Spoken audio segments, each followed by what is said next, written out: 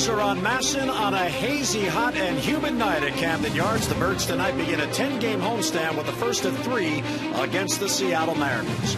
And hi, everybody. I'm Jim Hunter. Thanks for joining us as the Orioles look to build off a tremendous road trip through New York and Tampa. The Orioles, as we play here in early August, know where they were. They know where they are, and they know where they want to be, which is, of course, playing in October baseball. And the road trip just concluded has set them up. They are right in position to continue to make a run at a playoff spot. As we look back at the numbers at the road trip, the Orioles did it in every imaginable way to get it done. But first, let's go back to July 18th. The Orioles that day were 10 games out of first place, but since then they have gained 3.5 games on the first-place Yankees. On the road trip, the Birds go 4-2, all capped yesterday by their first 1-0 victory of the season yesterday at the Trop. That took 10 innings. They began the road trip tied for second place, but come home in sole possession and 7.5 games out of first place. And how about that? The Orioles have won back-to-back series for the first time now since June 8th to the 17th as they look to turn it around. And Mike Bordick, that's what it's all about. You want to be in the race. You want to be in position. It's all about consistency, and the Orioles began to show that on that trip. They did. Boy, what a huge series for the Orioles. I mean, winning the series both up in New York and here in Tampa, or at Tampa, excuse me, and great pitching, great offense, really come together. But you look at the record there, back not winning a series since June 17th. Well, that was when they really started to slide a little bit. It was a rough month for them. The end of June on into July after the All-Star break, but they got some big starting performances. Tommy Hunter really got them back on the map, back against Minnesota. Pitching staff got on track, started pitching more consistently, and Wei-Yin Chen has stepped up and become a huge big game pitcher. A couple tough losses, boom, he answers the call, gets them a win and gets them back on track. He did that on the road, and hopefully the starting pitching is the key again here to start this home series. Well, of course, every team would like to sweep every opponent, but getting 2 out of 3 is critical if you're going to contend. And the Orioles now have to turn it around at home. There's no other way to look at it. As we look at the numbers, Mike, for some reason, the Orioles have played better one-loss road on the road.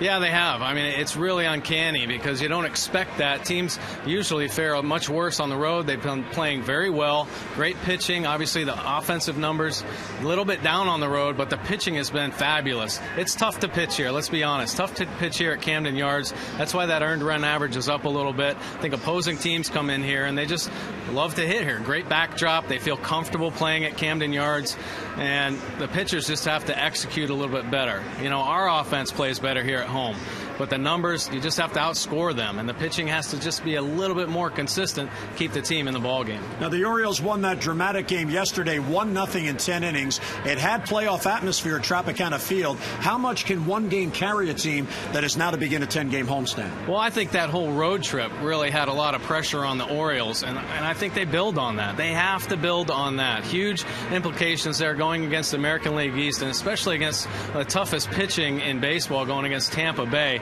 and really stepped up, answered the bell. What a great performance by Gonzalez yesterday, going against one of the best lefties in the game, David Price. So they answered the call. They played good baseball. They're looking to pull it all together here, build off that momentum on a great road trip, and play better here at home. And they also have to guard against, Seattle and Kansas City come in before we see the Red Sox next week. Seattle's playing very good baseball, so is Kansas City. These are very important games over the next 7 days. You can't overlook Seattle. You cannot overlook Kansas City. You still have to play at a high level. Seattle's pitching has been tops in the American League, so they're going to have to swing the bats. They're going to have to manufacture runs, and they're going to have to answer the good pitching with their own good pitching. 10-game homestand gets going here tonight. Seattle in town for the first of 3. It's a beautiful night for baseball at Camden Yards. The lineups and first pitch are coming up next.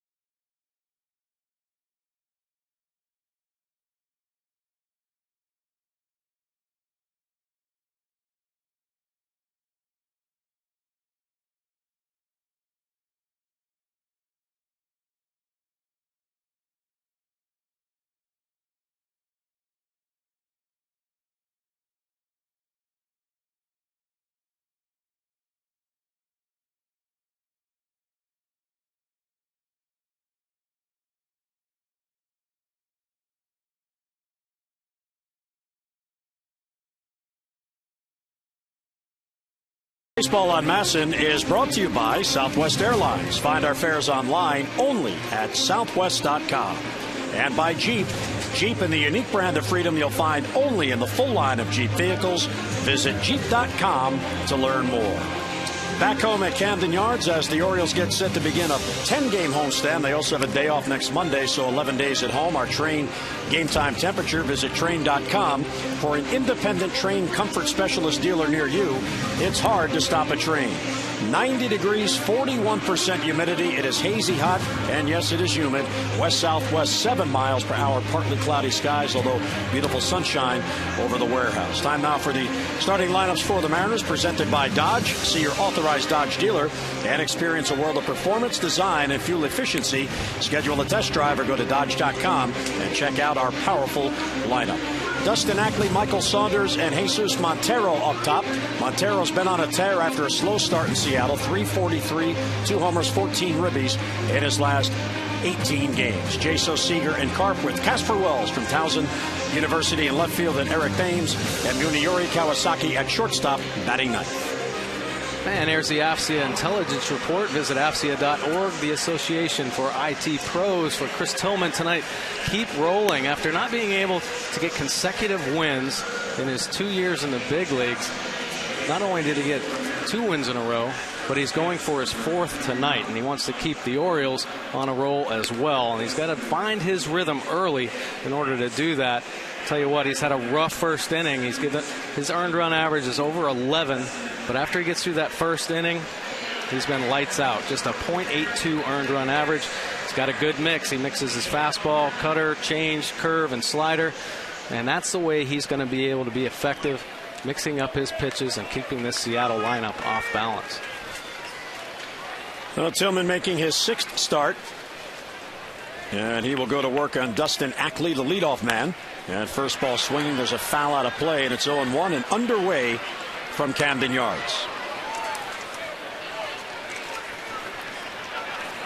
Ackley hitting at .225. He has 8 home runs to go with 34 RBIs.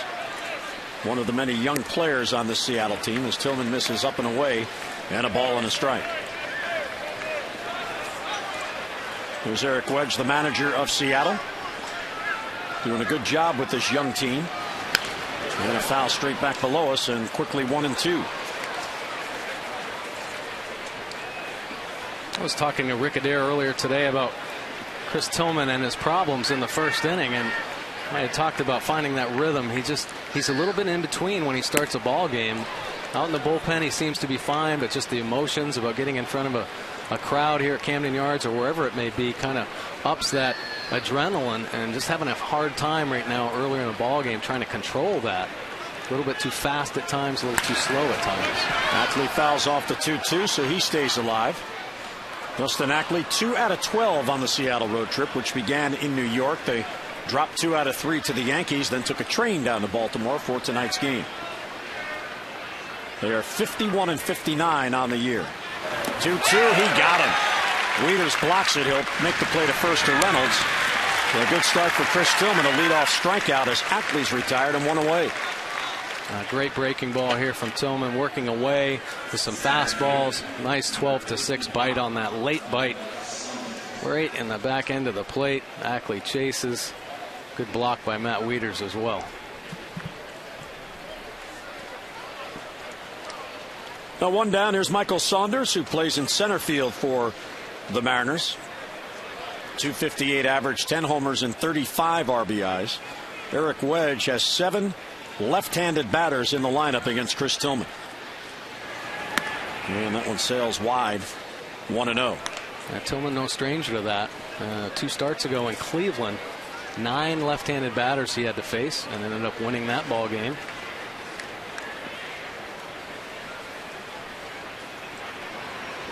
And the 1-0 is hit to center field off the end of the bat. Jones broke back and then stopped.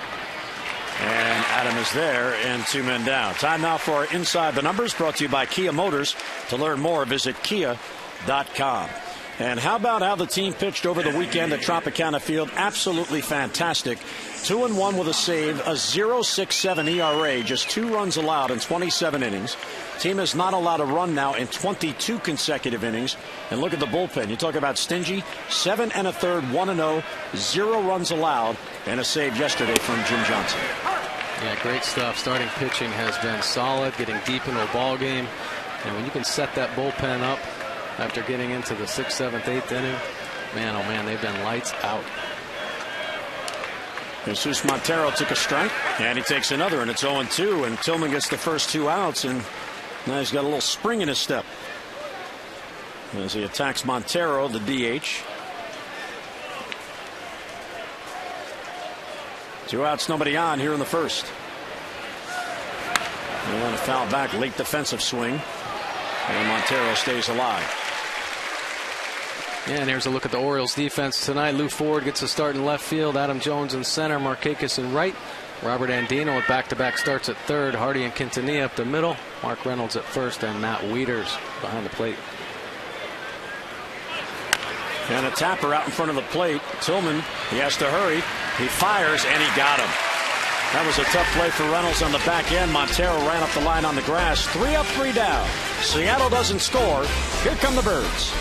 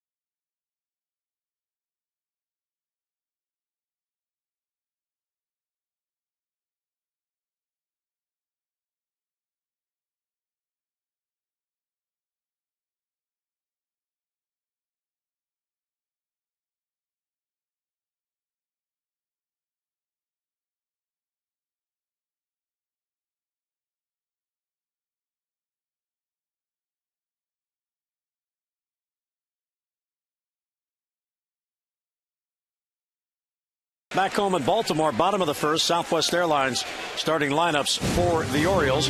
Nick Markakis, Robert Andino, and J.J. Hardy with Adam Jones in that cleanup spot. Matt Wieters will catch him bat 6th, and Chris Davis, the DH, will bat 6th, even with a lefty on the mound. Why? Career against the Mariners, 316, 7 home runs, and 19 RBIs. Lou Ford at left, Mark Reynolds at first, and Omar Quintanilla at second base, bats 9th. And here's the AFC Intelligence Report on Jason Vargas tonight.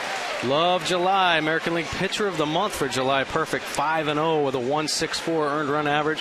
And he is looking for his 6th consecutive win. He has good weapons. I'll tell you what, he can locate his fastball to both sides of the plate, but it's his changeup and his cutter that are really his calling cards. And he's a good athlete as well. Fields his position and holds runners on extremely well. And he is another law of averages candidate, having won 5 consecutive starts. Here's Markakis leading off for the Birds, and he'll take a strike. That's right. You were talking about that about David Price yesterday. Now, even though he didn't get the loss, he didn't get the win. He hasn't lost a game since June the 20th, interleague play at Arizona. Markakis towards the middle. There's a base hit. Nice, easy swing for Markakis, and he gets on with a leadoff single. And here's a look at the Mariners defense tonight. Wells in left field, Saunders in center, Eric Thames over in right field, Seager playing third, Kawasaki playing shortstop, Ackley at second base, Karp over at first, and Jaso doing the catching. So leadoff hit, and here's Robert Andino getting another start tonight at third base and batting second. as he did in the game yesterday in Tampa against David Price. Robert shows bunt and does bunt, fouls it off. Pitch tailed on him. Well, it's nice to see actually early in the ball game after a couple really close games in Tampa, knowing they're going to be pitchers duels, and I think Buck Showalter hopes that this may end up being a pitching duel as well. Robert Andino trying to get that bunt down early in the ball game, try to make a mark here. He did not show bunt there, and it's outside, 1-1. Now Jason Vargas, a 29-year-old. He is a veteran, 7th season in the big leagues. And as Mike mentioned, you have to be wary. He pitches backwards. There's no doubt about it. I mean, he sets up his fastball with everything else. And he's very good with the changeup. Bunt that's empty, missed it. So he tried to bunt the changeup, and it broke under his bat. Well, that's a look at that great changeup that he possesses. It just has such great depth. Late, just as it gets to the plate, it drops down under, and Andino just wondering where the heck did that ball go. You see Vargas from Apple Valley, California, which is 70 miles from where Chris Tillman is from, in Fountain Valley, California. That's by air. By car, it's 100 miles. I guess you have to go through the mountains there in Southern California. But Vargas 12-7 on the year. The Seattle team, they have been playing great baseball. There's Tillman on the Oriole bench. They've won 8 of 10. 2-2 is inside, ball 3. Yeah, a lot of things starting to work for manager Eric Wedge over there. Pitching has been very solid, and their offense is starting to pick it up a little bit as well. That's why they're having some success. Let's see if Markakis goes on 3-2. He does not. And a swing and a miss. Andino's down on strikes and 1 away. And unproductive at bat for Robert, who missed on 2 bunt attempts.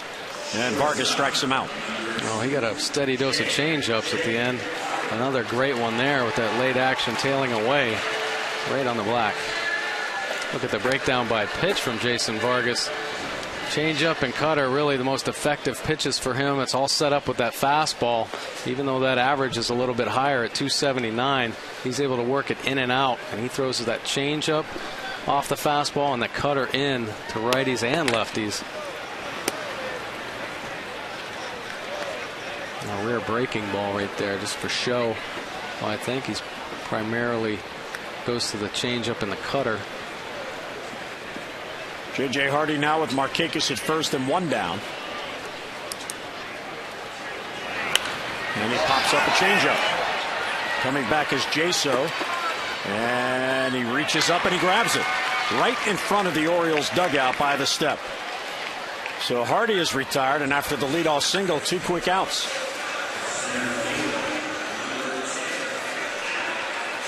Well, Hardy pops up another changeup. Nice play by the catcher.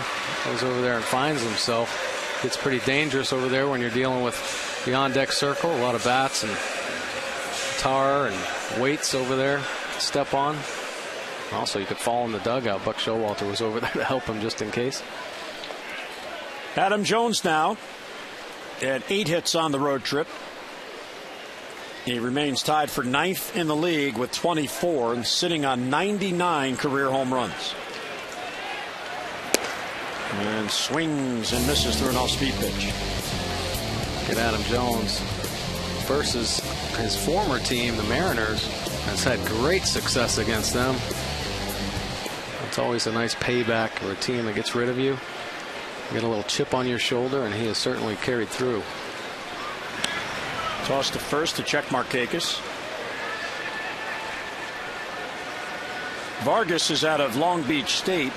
He was a 2nd-round pick of the Florida Marlins back in 2004, the year after Seattle made Adam Jones their 1st-round pick in 2003. Swing and a miss, another off-speed pitch.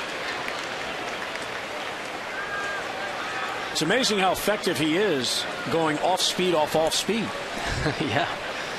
Yeah, we've seen some pitchers like that in the past. Jamie Moyer comes to mind where he says it was his fastball, but he had about 5 different speeds on his fastball. Well, he can do the same with his change. And the 0-2 is poked foul as Adam protects the outside corner. Vargas, drafted by the Marlins, but then he was traded to the Mets following the '06 season. And one of the players the Marlins got back from the Mets is now current Oriole Matt Lindstrom, who was a young pitcher in the Mets system at the time, and he went to the Marlins where he actually became their closer. And he's now with the Orioles. There's Matt in the bullpen. 0-2. Markakis runs, pitches foul back. So Nick will get back to first base. Vargas was then traded from the Mets to Seattle after the '08 season. He was one of the 11 players in that huge 3-team deal between the Mets, Seattle, and Cleveland. And one of the players in there was Endy Chavez, who just got designated the other day by the Orioles. So it's amazing how as the years go by you keep seeing teams and players. Right. Here they are again, Vargas and Lindstrom in the same park, and once traded for each other. Adam takes a close pitch inside, a ball and 2 strikes. Vargas has 40 big league wins, coming off a win last Tuesday against Toronto.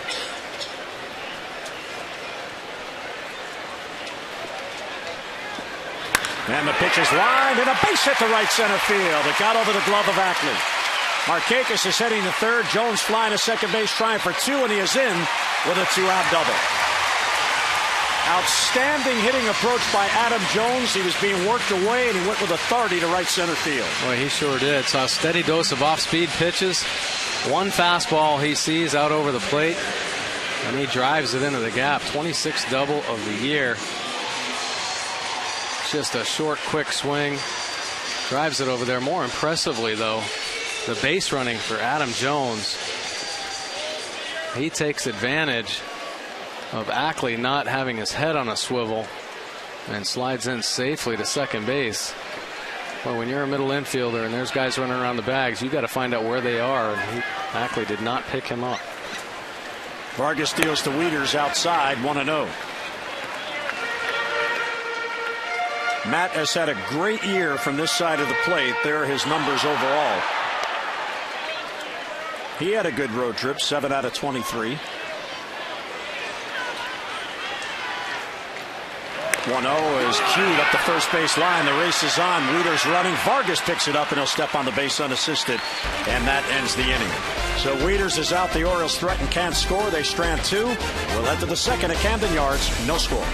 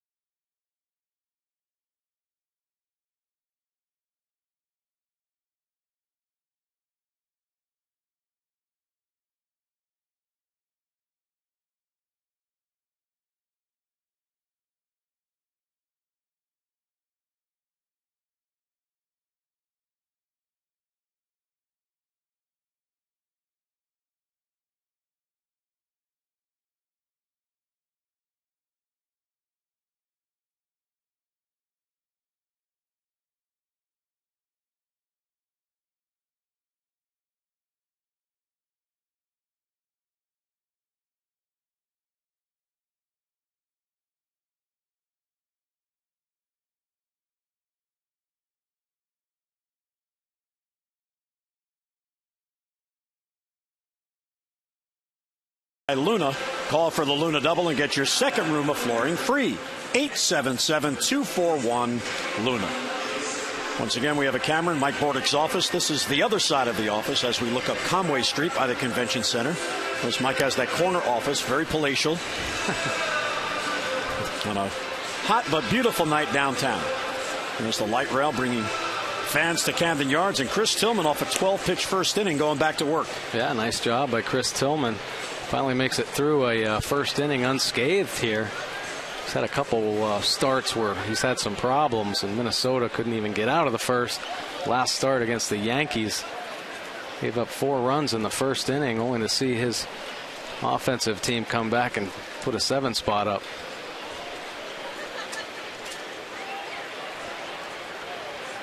Here's John Jaso, the catcher, in the cleanup spot. First ball swinging to center field, right to Adam Jones. And on 1 pitch, 1 away in the Seattle second. The Maryland Lottery strike-it-rich contestant of the game is Darlene Franz of Cockeysville. Darlene has already won $500, and for every strikeout the Orioles pitch during the game tonight, Darlene wins $100 more from the Maryland Lottery. See how you can turn non-winning strike-it-rich scratch-offs into cash and enter to win great Orioles prizes at mdlottery.com/strike-it-rich. Kyle Seager now. He is the third baseman for Seattle, 24 years old. And Tillman deals low, 1-0. Chris Tillman drafted by Seattle, second round out of high school in 2006. Fountain Valley, California. And he misses again outside, ball 2.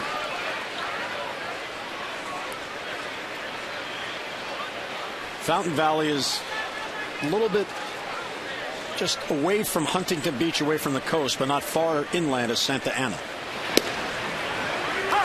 So basically he's a Southern California kid. Sure.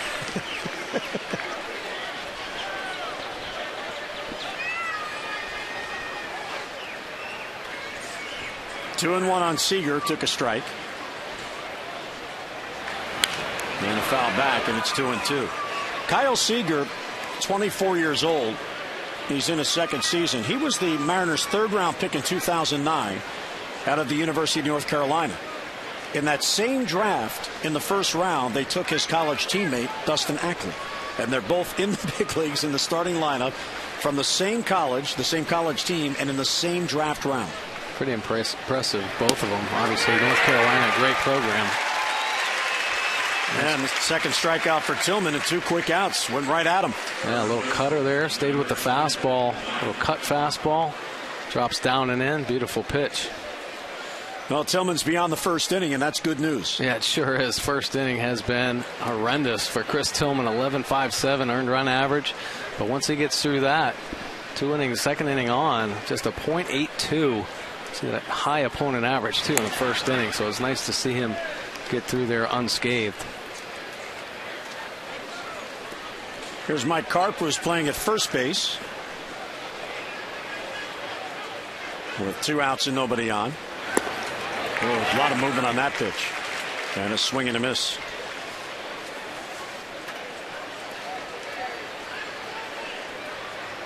I'll tell you what makes Chris Tillman and the success that he's had since being called up is just the use of his secondary pitches. Lou Ford has a beat on it. Came in, then stopped, and he grabs it at Tillman. 6 up, 6 down to begin the game. Mid-second. O's come to bat, no score.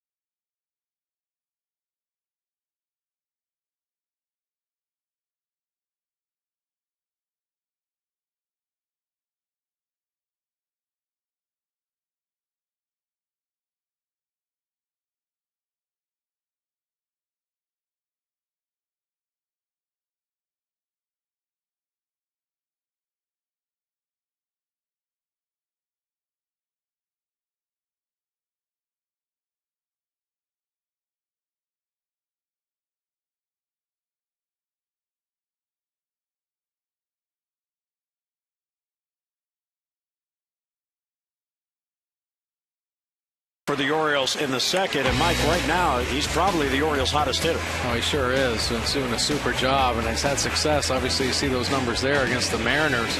But he's been kind of streaky this year, and he's in one of those hot streaks right now, seeing the ball well, driving pitches, picking up some RBIs. So good place for Chris Davis and a good place for the Orioles with his bat on fire. There are his overall numbers now with 18 home runs and 55 RBIs. He brings a 9-game hitting streak into tonight's game.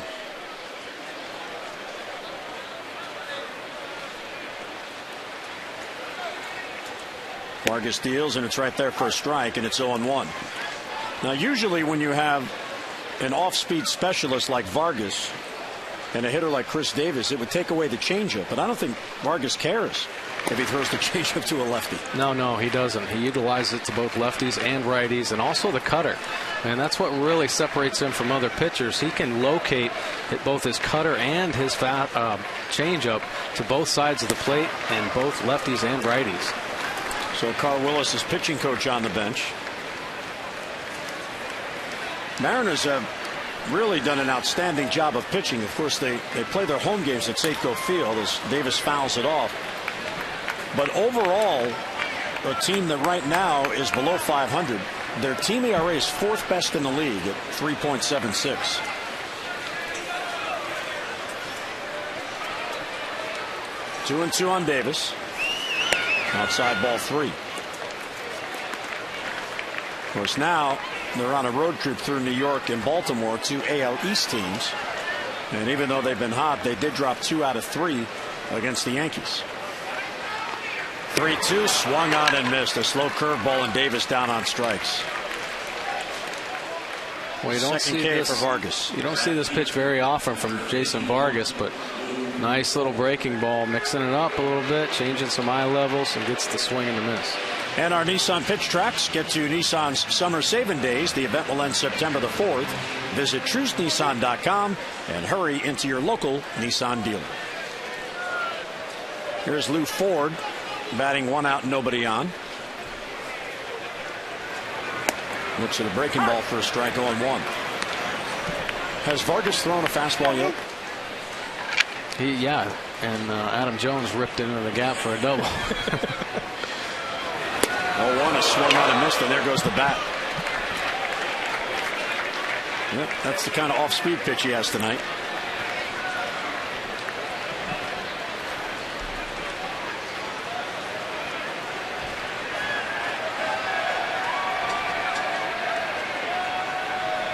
Lou went 2 for 15 on the trip. And takes it low, and it's a ball and 2 strikes.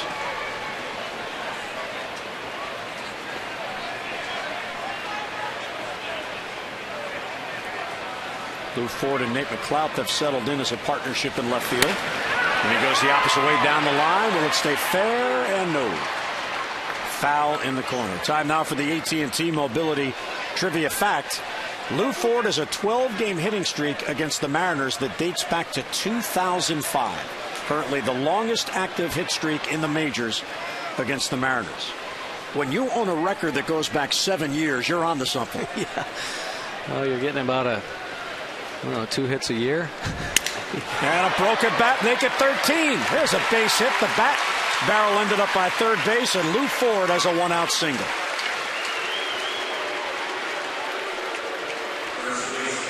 All the great hitters that have played the Mariners since 2005, and Lou Ford still owns the streak. Unbelievable, right? There's a little fastball in, maybe a cutter in there. Gets the bat, but Lou Ford gets the base hit. Nice job of battling for that knock right there by Lou Ford. He brings a tremendous energy to the game.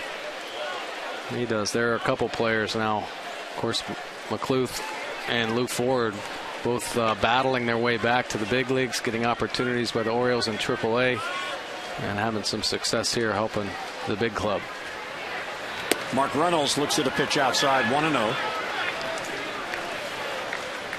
But Showalter talking about Mark Reynolds and his struggles at the plate. He says, I believe in him. I believe he's going to break out of it, and I'm going to keep putting his name in the lineup.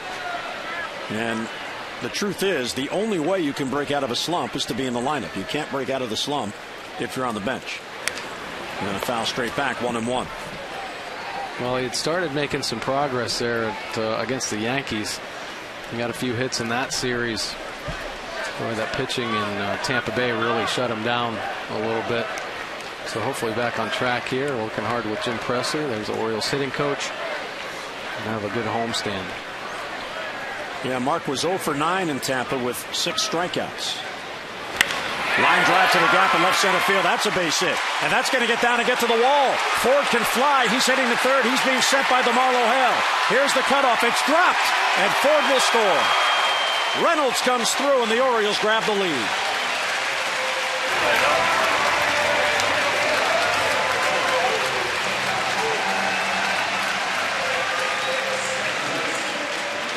Well, nice job by Mark Reynolds. Gets on this pitch here. Vargas leaves it out over the middle of the plate. He does some damage with it, drives it in the gap, but it's Lou Ford that's flying around the bases and scores easily. Get the Orioles on top. Our pitch track brought to you by Kia Motors. To learn more, visit kia.com. So Lou Ford, the broken bat single, trying to get some air on this muggy night. Reynolds' 33rd ribby. Here's Quintanilla. And takes a strike in the inside corner. Omar, one of 3 left-handed batters in the lineup against Vargas. Lefties actually have hit Vargas better on the year, 248. Righties, 233. Line drive towards left center field. It hooks back to the left fielder. And Casper Wells is there, and he's got it for the out. So Reynolds holds and 2 men down.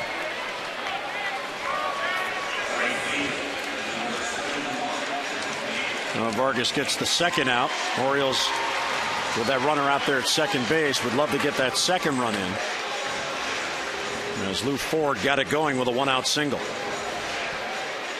Orioles have won 2 in a row, and they are now 12-11 since the break. But the key is, as we mentioned in our open, it's winning series. That's how you pad your 1-loss mark, and that's how you stay in the race.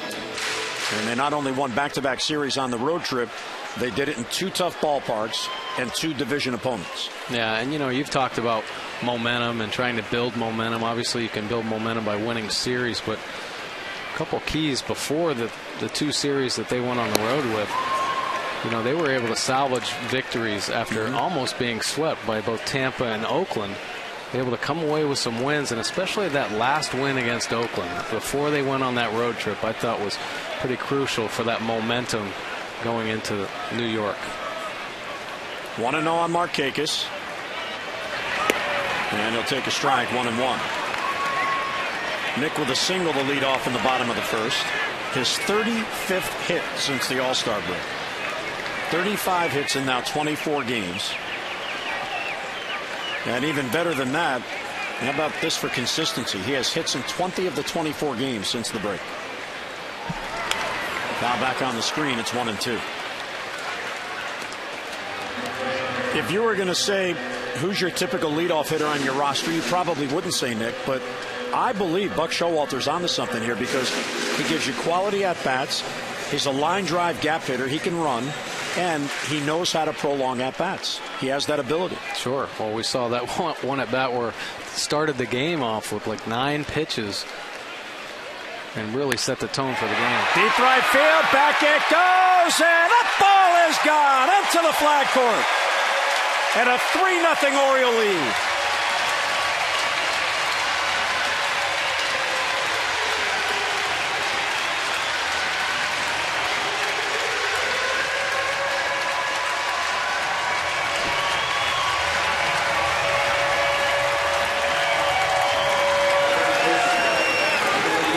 Number 11, huge with 2 men down. The Orioles with 2 add-on runs. Sure, they've been doing that consistently. Whenever they do come alive offensively, they are able to produce with 2 outs. And Markakis with the great swing off Vargas. He's talking about how good his swing has been. And look at his home run swing right here. Boy, Vargas hangs a breaking ball. Markakis just makes him pay. And look at this beautiful swing. Nice load. Great extension. Stiff front side. Perfect swing by Markakis. Robert Andino now, and the Orioles are on a surge here, Mike, which is very important to winning games, and that's scoring 2 out runs. There's a strike, 2-1. In their 4-0 win on Saturday, all 4 runs came in with 2 men down. Yesterday, the 1-0 win, in the 10th inning, the run came in with 2 men down. Markakis with a 2-run home run here with 2 men down. Well, that really hurts the, you're out on defense and, thinking the inning's going to be over, looking for that one pitch to get out of the inning. And boom, a blast like that, boy, it can really break a team's confidence. Certainly the pitcher's confidence. Andino towards shortstop. There's Kawasaki. Plants and throws, and he got him by a couple of strides, and the inning is over. But the Orioles make it a big inning. RBI double by Mark Reynolds, and a 2-run shot. Look out, flat court. We head to the third, 3-0 O's.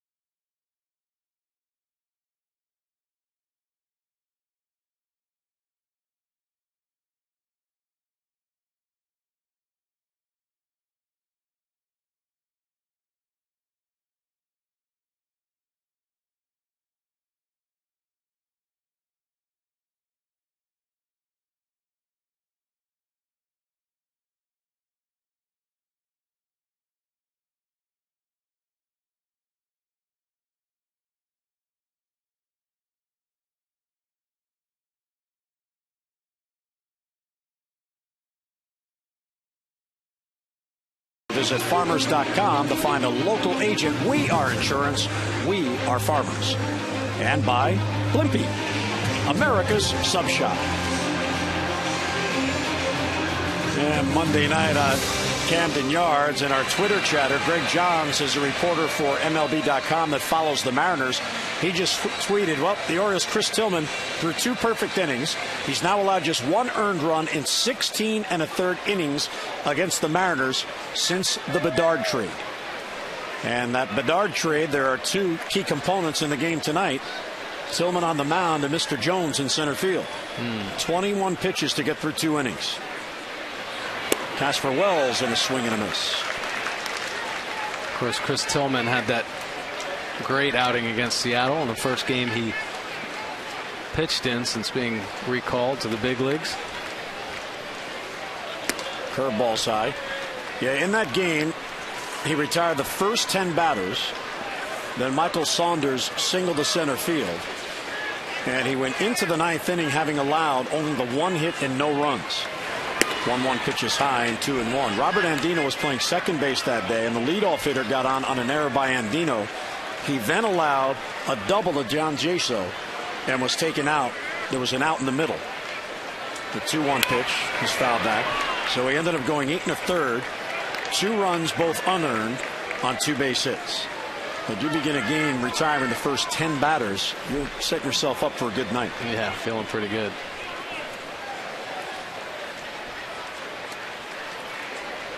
And the 2-2 is hit right towards Quintanilla. He gloves it. That ball was smoked. And Omar with a nice play. Wells retired and 1 away. Well, Tillman, without a doubt, Mike, beginning to evolve as a pitcher. Well, he sure is. And here's the numbers right here. Obviously, 2012, that extremely low ERA at 2.70. See the gradual decline in all the numbers. And it certainly has been successful. Made some adjustments. He learned a lot last couple years. Went down, didn't make the club out of spring training. but worked on his mechanics over the winter, worked with his strength with Brady Anderson, and everything really coming together for him to this point.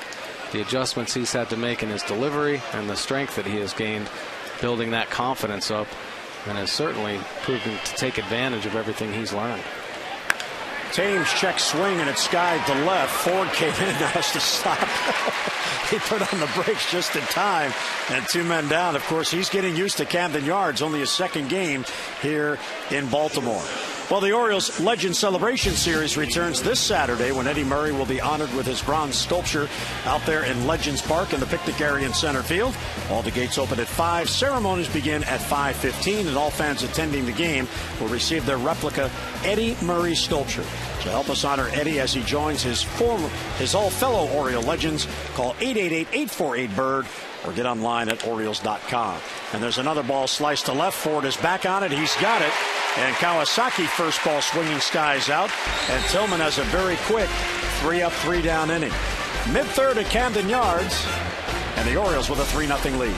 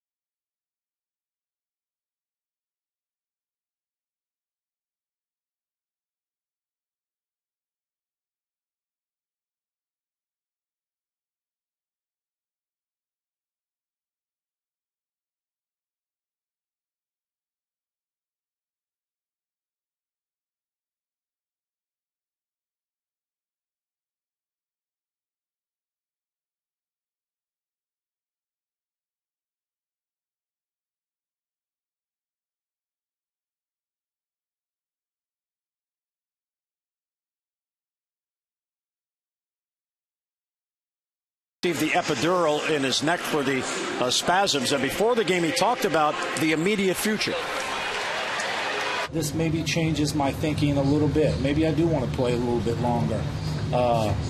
Again, I'm trying to get back. I'm not worried about next year. I think I'm trying to focus on this year and try to do the best to get back as quick as I can to help us maybe accomplish and read some special things here towards the end of September through October. Well, Tommy is a veteran. He realizes there's something going on here. The Orioles are right in it, and he wants to work to get back and be part of it. Definitely not looking too much to the future, other than the fact of wanting to be a part of this and get back here and help the Orioles through September and hopefully into the postseason. J.J. Hardy, a ball and a strike. Hardy, Jones, and Wieters in the Oriole third.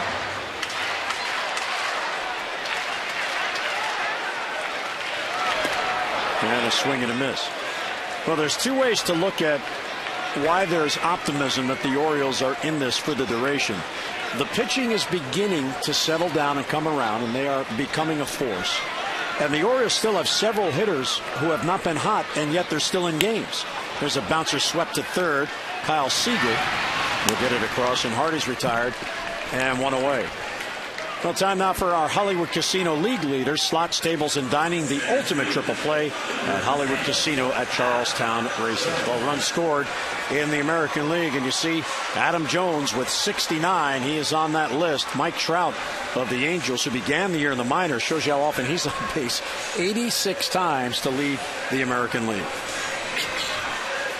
Adam Jones on a lot of league leading boards, doing a super job this year. We've talked about his consistency, but pounds out another double in the first inning, 24 home runs. And Adam takes inside 1-0.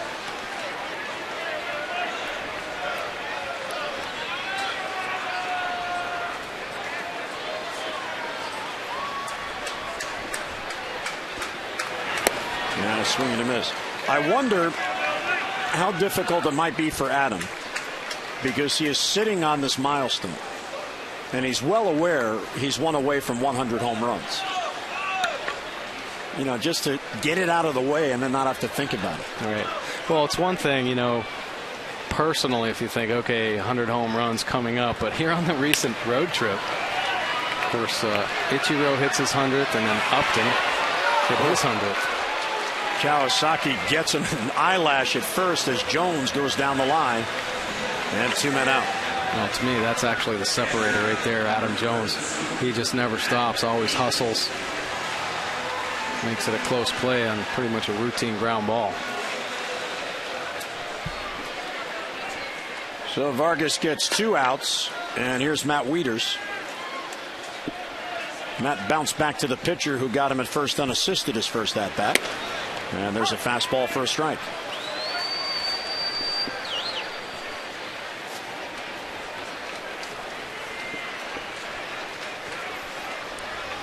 Orioles have had base runners the first 2 innings.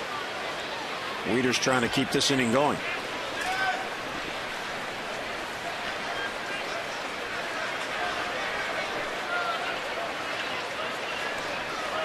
Three nothing O's. We're in the third. Now ball 1-2. One thing about Vargas on the year, and he's had a great year, you can't take it away. He's got 12 wins, tied for 4th most, 3rd in innings pitched. He's 10th in ERA. But he's a different pitcher away from Safeco Field. He's 5-12 with a 4.11 ERA as Wieters pokes it down the right field line towards the corner, and it's a foul ball.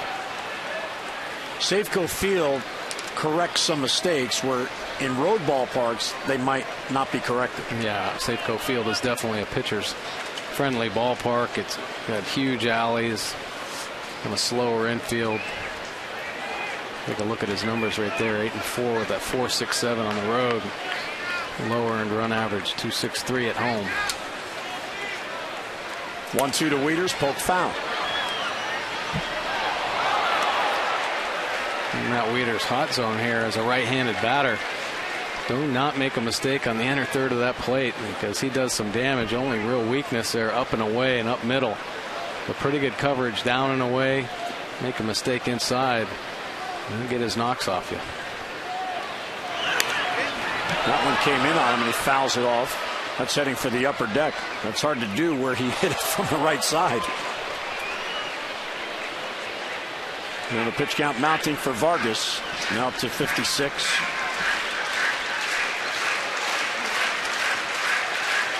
Tillman has been the opposite. He's only thrown 29 pitches in 3 innings. 1-2, high pop-up, shallow right. In on the ball is Thames.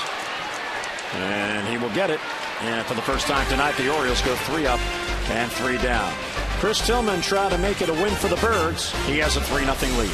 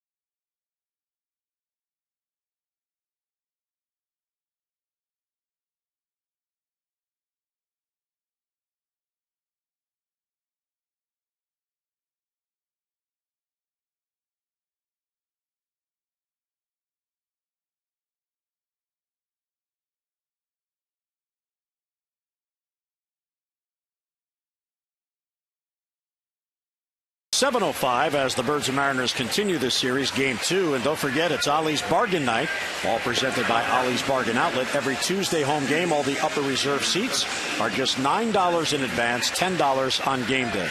Back your Birds and enjoy an affordable night of baseball. And come on out and get behind this team by joining us at 888-848-BIRD or visit Orioles.com. It is a gorgeous night.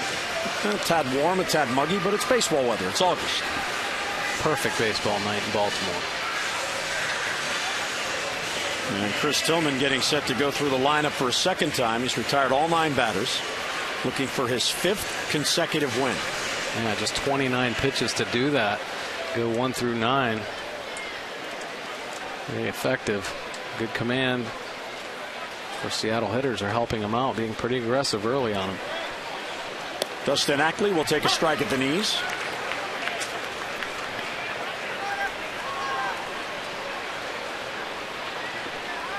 Ackley, Saunders, and Montero. And it's high, a ball and a strike.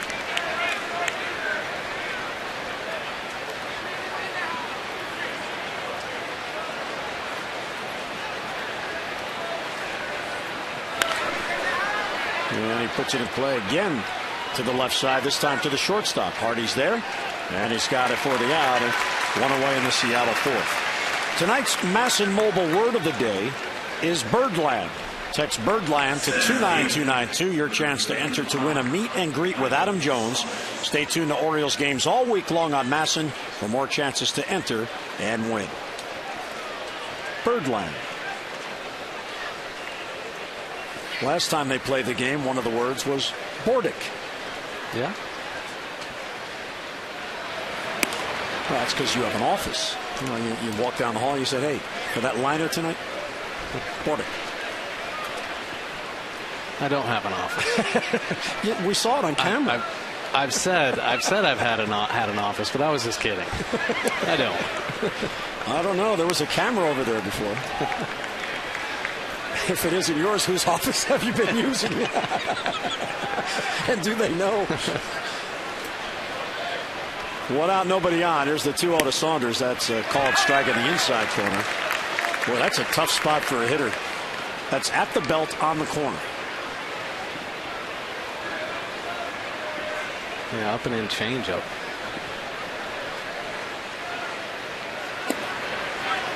And that's outside.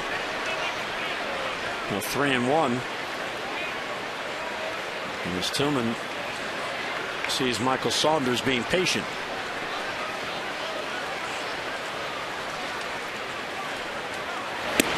Strike 2.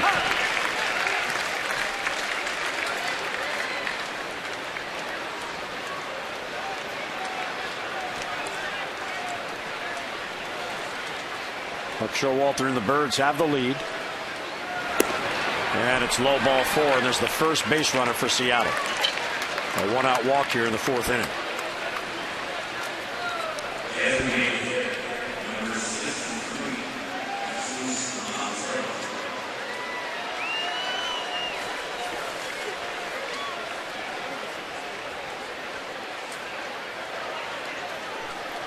Jesus Montero now. Montero got off to a real slow start. He was the key player traded by the Yankees to Seattle in the off-season deal for Michael Pineda. And a breaking ball misses low, 1-0.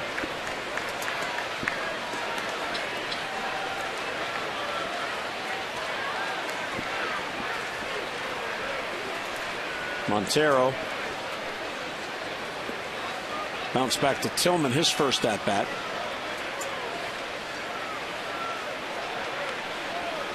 Saunders has good speed at first and draws a throw. Almost in a sprinter stance over there. Slightly turned towards second base.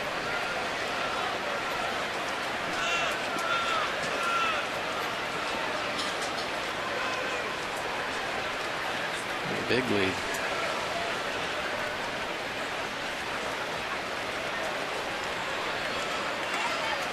One and 0 the count.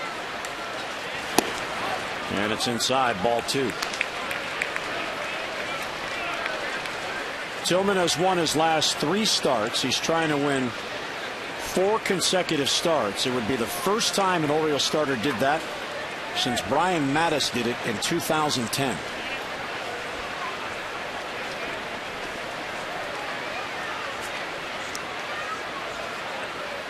2-0 pitch, check swing, and he fouled it off.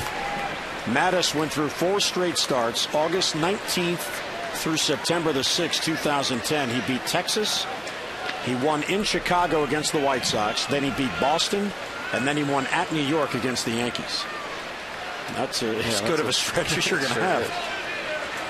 Sure is.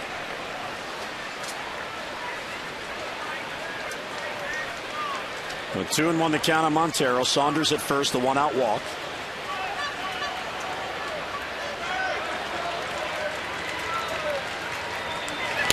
And a foul out of play to the right, 2-2. Chris Mattis down in Norfolk trying to get back to that form.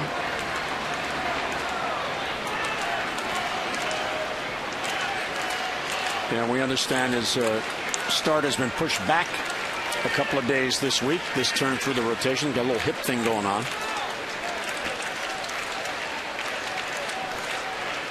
Two balls and 2 strikes on Montero. And another throw. Saunders has 15 steals, so you can understand why Tillman is paying attention to him. He's trying to keep the double play in order here. Of course, Tillman's only made 5 starts, but there have been just 2 stolen base attempts against him. One has made it. The Orioles have caught the other.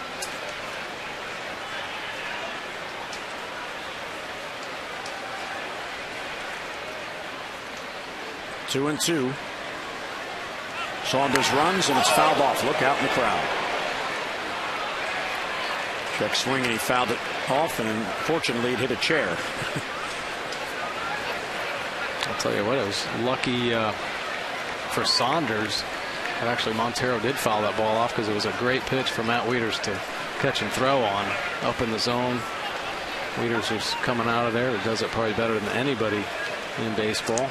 Great feet, great release.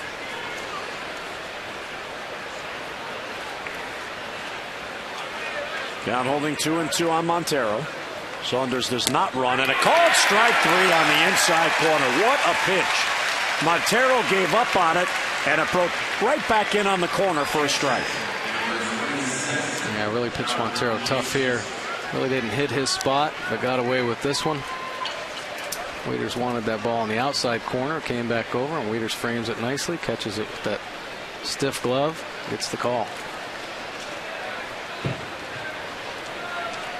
Here's John Jaso, the catcher.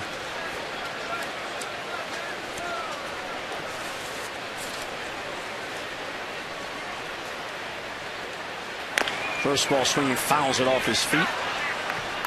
And it's 0-1. And Jaso at the plate, batting cleanup for Seattle. Yeah, look at John Jaso's pitches per plate appearance by month, trending down.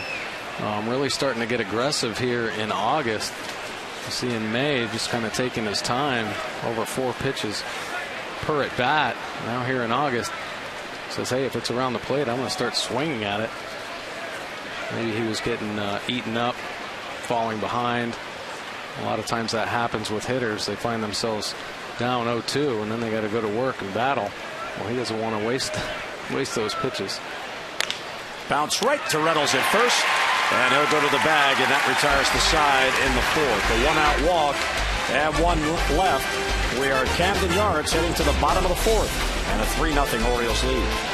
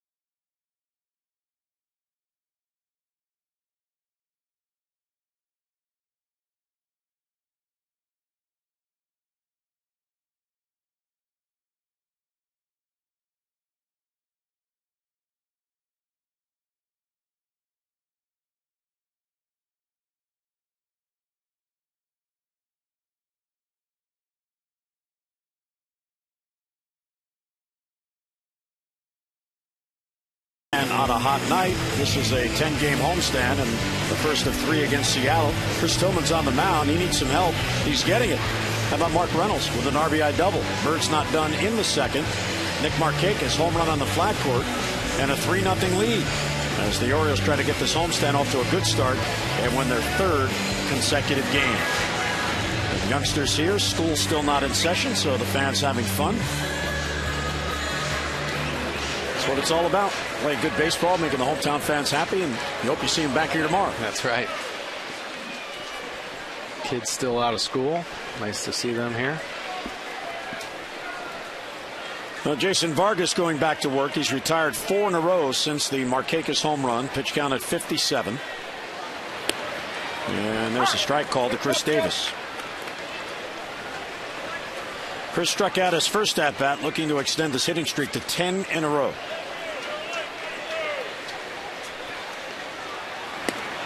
And that one just missed. That looked better than the first one. It did. It's about the same spot, huh? Just off the plate, that little cutter, trying to catch that front edge.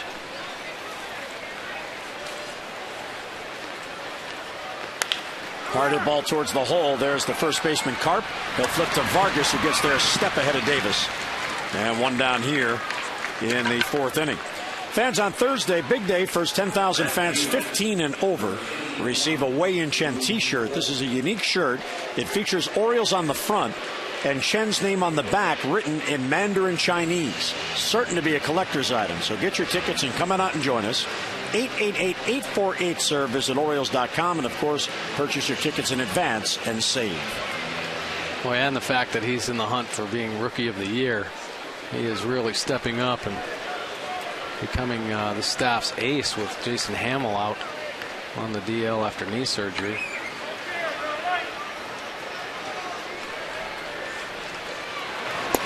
And here's Lou Ford.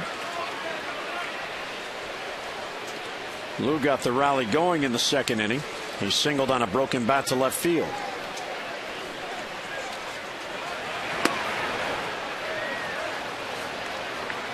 Vargas 10 for 16 with first pitch strikes.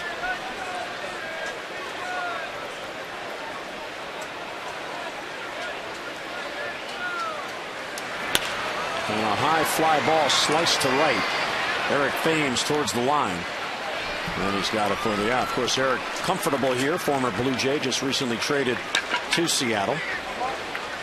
And he has patrolled the outfield of Camden Yards before.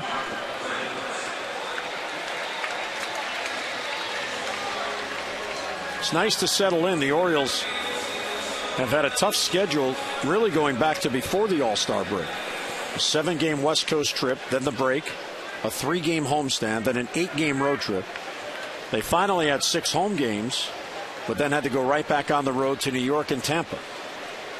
So nice to settle in with a 3-team, 11-day, 10-game road homestand here. Mark Reynolds, high pop-up left side. The shortstop Kawasaki backs up. He can't see it. He lost it in the twilight, and it falls in for a base hit. And Reynolds stays at first base. It is that time of night where fly balls are really difficult to see, and Kawasaki lost it. The problem for the Mariners, he told them so late in the pop-up that nobody can help him out. Yeah, Mark Reynolds hits a moon ball, and if he would have kept running, geez, he might have been on third base. That's how high this ball went. Kawasaki almost looked like he was calling off the outfielder at first, and then it was like, hey, where's the ball? Need some help here. Unable to pick it up. So Reynolds is at first. There's the twilight. You can see the lights have not yet taken effect. Here's Quintanilla. Breaking ball for a strike, 0-1. Of course, the Orioles were just down at the Tropicana Stadium there, where you couldn't take your eye off the ball because of the roof, how light it was. Well, this situation, obviously the twilight has an ill effect on Kawasaki. Now everybody aware on the field, better point up those pop flies. Well, here's Kawasaki trying to locate that pop-up. He saw it off the bat, and then he lost it. Right there, you see, where is it? Where is it? I need some help. By then it's too late. Third baseman tried to tell him which direction to go, and then he heard it coming down next to him. He thought there might be a play at second, so he quickly got to the ball. Reynolds stayed at first. No, that's a bad feeling when you lose a ball. Oh my gosh. 0-2 on Quintanilla, and then it's off the plate.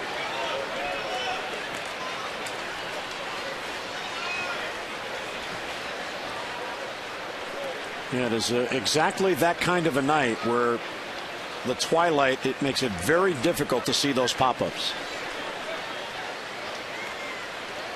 Another inning or so, it won't be an issue. Here's the 1-2 to Omar. Breaking ball's low. So the Orioles, an extra out here in the fourth inning. The inning should be over. Quintanilla with Reynolds at first, trying to get on to get Markakis up. That was a base hit, by the way. The official scores don't penalize fielders on Mother Nature. And that's how you get hitters hot. Yeah, that's Reynolds' second hit of the game. Good point. He was 0 for Tampa Bay, 4 for 20 on the road trip, but he's 2 for 2 on the homestand. So he's looking at it from the positive. Yeah. It doesn't matter how you get him. As long as you get a hit, it just makes you feel better and your confidence starts rising. 2-2 on Quintanilla. And a tapper right back to the mound, fooled on the off-speed pitch. And Quintanilla is retired for the final out. So the pop-up that fell in, a base hit, one left. Fifth inning coming up at Camden Yards, 3-0 O's.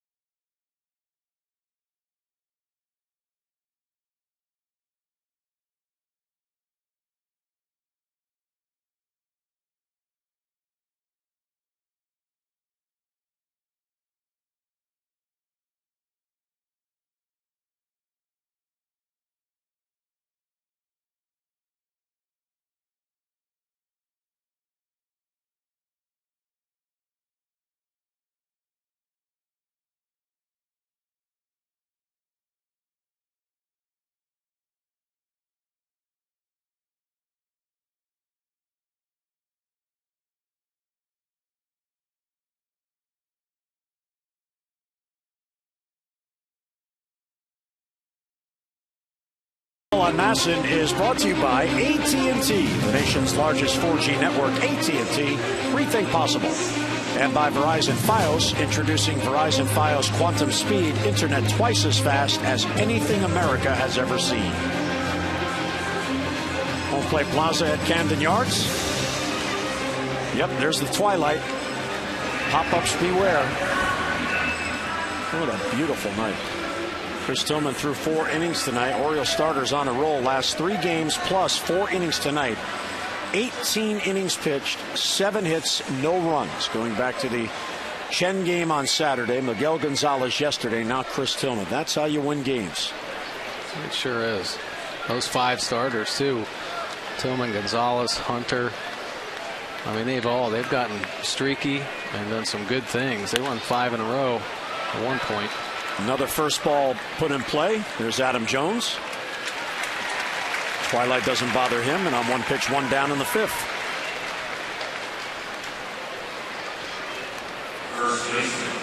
McLouth on the bench discussing baseball. There's Tommy. Tommy he didn't get the win. He had the no decision on Friday, but he certainly pitched well.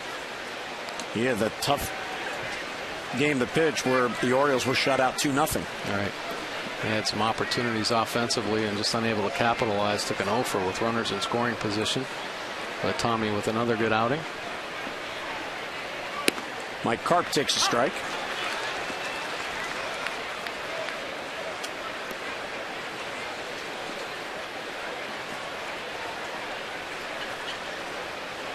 Karp lined out to left his first at bat. And a base hit. He hit it against the shift. Hardy was on the other side, and he hit it right where the shortstop normally would play. And there's the first base hit for Seattle. Comes here in the 5th inning. And the fans applauding Chris Tillman for getting into the 5th inning without allowing a hit. Well, I appreciate that. Nice effort to this point by Tillman. Nice job of hitting, though. Obviously, the Orioles scouting report showing that he's pretty much primarily pull, but he hit that ball to left field like he's done that before. Buck Showalter was asked before the game tonight about the implementation of shifts, and he says he's all for them if there's a track record. There has to be a large enough sampling for you to change your defense. Casper Wells now, he swings and fouls it back. You're not going to change your defense because maybe somebody has 4 plate appearances against a trend. It has to be a sampling that they believe is consistent with what that player might do. And obviously, against Karp, they felt that he was enough of a pull hitter to move Hardy up the middle. Sure. Well, nowadays, too, they follow scouting reports down into the minor leagues as well. So if a guy gets called up and say he might only have 100 or 200 big league at bats, there's a track record on him in the minor leagues, and they're able to access that information as well. Yeah, Adam Pohl of the Frederick Keys was here tonight, and you know so many of the players on that club, and he was telling you how certain players, once they get a reputation, they're being pitched differently in A-ball. Sure. Oh, yeah. It doesn't take long for other teams or, to get a sense or a feel of what a player's weakness is, and especially if you face them again. But everybody talks, and there's information out there on players, and other teams are able to access that information. 0-2 on Wells, and a bouncer slowly hit foul, third base side. It used to be just clubhouse talk how you played guys. If you might have played against a guy, especially in the minor leagues in college, oh yeah, this guy's a dead red pull hitter. So you make your adjustments on the infield or talk to your manager about it. You played against him in college ball or you played against him in the summer league. Make your adjustments that way. But the technology has come so far in the game and everybody has access to it. But now it's just all about the scouting and the tendencies of players. Wells battling here, no balls and 2 strikes. And Tillman misses away. 1 hit, 1 walk, 3 strikeouts for Tillman through 4 1/3.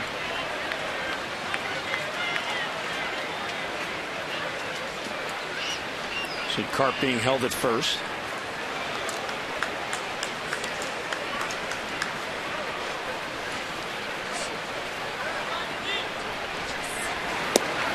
Just inside, trying to get that inside corner. Either Wells was fooled or he has a real good batting eye. That was close. Weeder's setting up down and away. Pitch comes back down and in, but man, oh man, caught that bottom corner of the box on the pitch track. Pretty good pitch. Sure, Casper has some friends here tonight. He played at Towson University out of Schenectady, New York. 2-2 is hit towards second base slowly. Quintanilla, he'll get the lead runner. Hardy back to first, not in time. Ball hit too slowly, but they get the lead runner and 2 men out. Here's our PNC minor league report brought to you by PNC for the achiever in you. And how about 20-year-old Jonathan Scope in his 4th professional season and a full season of Bowie. Last 10 games, a 300 batting clip, a home run, 5 RBIs, 8 walks, and 12 base hits. For the season, 250, 13 home runs, and 46 RBIs, 31 extra base hits for a 20-year-old learning at the AA. Oh, yeah, very impressive. Jonathan Scope has been considered a prospect of the Orioles, and his power numbers obviously sticking out now. But just, another young player. Yesterday we talked about Manny Machado. Jonathan Scope right there offensively. Great sign that they're both holding their own in AA and putting up some really good offensive numbers. And it's good to see the organization challenging premier prospects. It sure is. I mean, there's a couple young players in AAA. Xavier Avery and L.J. Hose, AA. Manny Machado, Jonathan Scope. And of course, Dylan Bundy and Frederick right now. It would have been very easy for the Orioles when they have those meetings where they're going to place minor leaguers to say, let's send Machado and Scope back to Frederick, let him rake in the Carolina League for a year. And what would that have proved? Right? You send them to Double-A, let them get the growing pains against the better competition. And I believe right now they're both better players because of it. Oh, I agree. And I think you have to be careful, though, with some younger players. But both those guys, you know, have pretty good heads on their shoulders. They're not going to be blown away. You know, they have great confidence in their skills. And it was just a matter of making that adjustment to Double-A and playing against some older players. 1-2 the count on Thames with Wells on at first. 2 men down. And a foul out of play. Chris Tillman trying to improve to 5-1. His only loss was in Minnesota on July 16th. That was his first start after the All-Star break. He pitched in Seattle on the 4th of July, was optioned back to Bowie, and then pitched the Monday of the All-Star break to try to stay on turn. 1-2 is inside, 2-2. And you actually never know what would have come of that start if there would have been one defensive play made behind him. And the Orioles defense has played pretty well here recently, actually very well. But in that game, there was one costly error, and it led to 7 runs.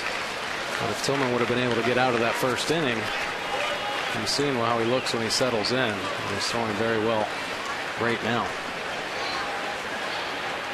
Go to first, and back to the bag is Casper Wells, who has a couple of steals on the year.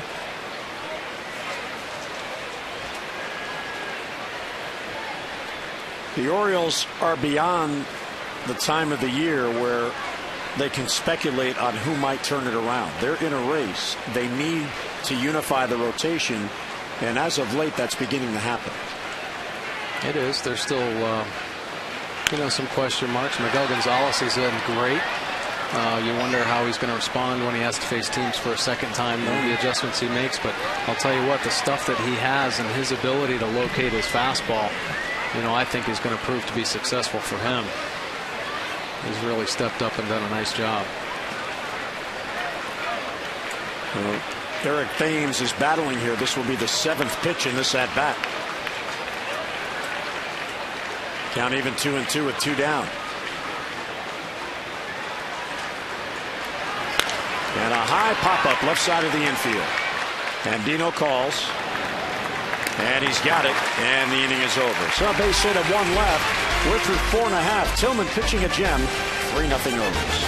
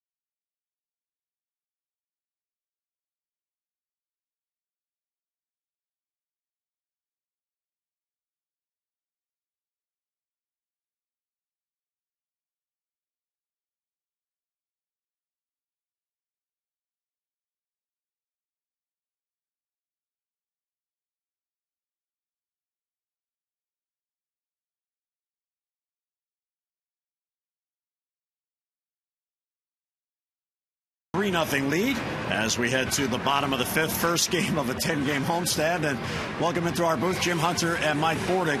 And the Orioles really need to play well in this homestand, and it's good to see in the very first game Tillman is in command and getting some clutch hits behind him. Oh, it's great to see. Now they need to play better at home if they want to continue in this playoff race, but Chris Tillman has been lights out, settled in early, went through 1 through 9 like it was nothing to give up that hit in the last inning, but has been very effective, off-speed stuff, using all of his pitches, keeping the Seattle hitters off balance, and big hits. Mark Reynolds with the big RBI, and Nick Markakis, of course, with that 2-out 2-run home run, big blow there early in the game. Yeah, and it's all about the pitching. The Orioles at home, not as good a record as they do on the road, and that's because of the pitcher's ERA in this ballpark. The Orioles all year, when the starters give them a chance, they're a very good team. Oh, they sure are. I mean, you hear time and time again, Matt Wieters gave Chris Tillman a little pat on the back in his last start against the Yankees after he gave up 4 runs in that first inning and then ended up pitching 5 innings, just keeping his team in the ball game. So the offense can explode. They have the capability to put up big numbers. So starting pitchers, just keep your team in the ball game and then let the bats work for the Orioles.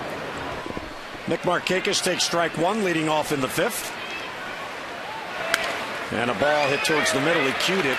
Backhanded by Ackley. The off-balance throw. He got him. Well, nicely done by Dustin Ackley. 1 away. And Markakis, who was 2 for 2 coming into that at-bat, retired for the first time tonight. Jason Vargas, the rough second inning, but other than that, he's pitched pretty well. He did get out of a 2-runner jam, 2nd and 3rd, and 2 down in the 1st. Orioles have left 3 men on through their first 4 at-bats. Oh, he's at that point as well. I mean, he needs to just keep throwing up zeros to keep his team in the ball game and hope that his offense can get to Chris Tillman. The way Chris Tillman's throwing right now. Man, oh man, working all his off-speed pitches. Great changeup tonight. It's going to be tough. And a ball bounced towards short off the bat of Andino. Kawasaki will get it to first and 2 down. Boy, he has a lot of energy out there at shortstop. Yuniori Kawasaki. And Presley talking with the Q, Omar Quintanilla. About the off-speed offerings, I'm sure, of Jason Vargas, who will frustrate hitters.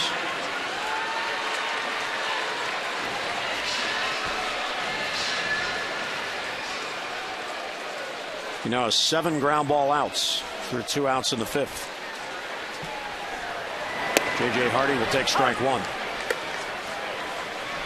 Well, that's a look at his fastball, about 87 miles an hour. Able to locate that pitch in and out. But obviously we've seen tonight how effective he can be with that changeup. And there it was. Ground ball to short. There's Kawasaki.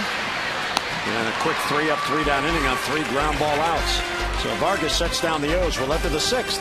3-0 Orioles.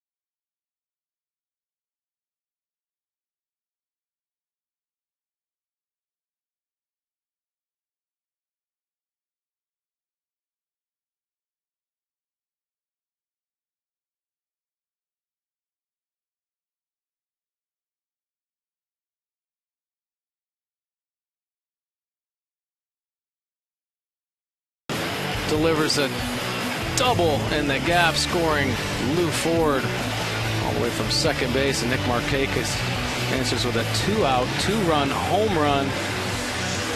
Put the Orioles up, but Chris Tillman has been the story, striking out Kyle Seager, and then Jesus Montero looking on a fastball in.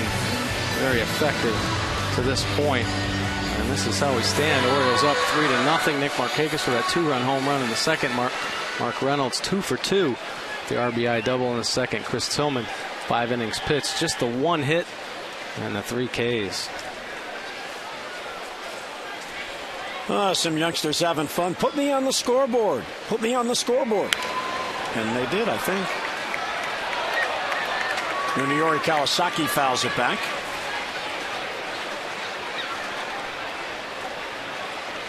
Here's the ninth place hitter, then Ackley and Saunders as the lineup turns over. Slow curve is high.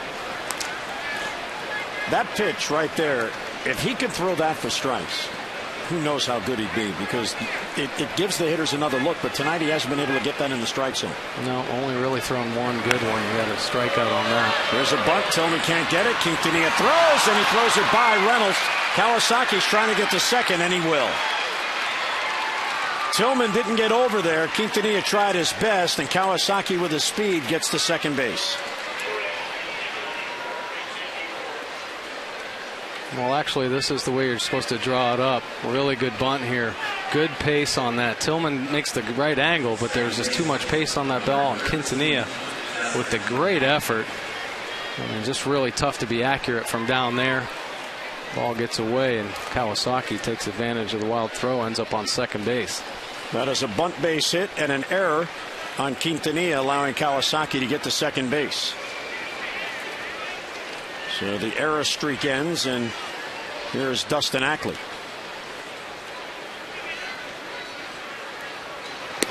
There's a strike. Yeah, it's all about the angle there, Mike. You're so right, because with the drag bunt, the whole idea is to get it by the pitcher, and that's exactly what he did. Yeah, very well placed bunt. I mean, the pace of the ball is really the key in that situation when you're dragging the bunt from the left side. Swing and a miss, and it's 0-2.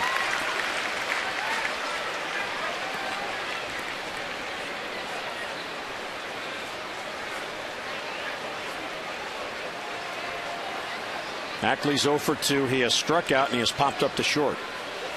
Hardy keeping Kawasaki close at second. Fastball misses high.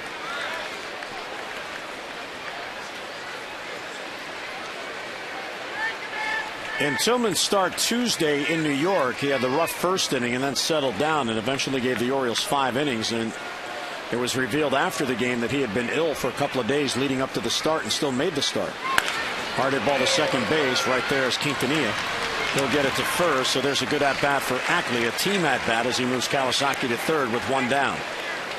So a runner at third for Seattle. The Mid-Atlantic Sports Report is back tomorrow, 5 until 6:30. Join Amber, Theo Harris, Mel Antonin, Dave Johnson, and Phil Wood. We'll have all your latest Orioles news and notes and headlines from around the major leagues. That's the Mid-Atlantic Sports Report tomorrow at 5, right here on MASN.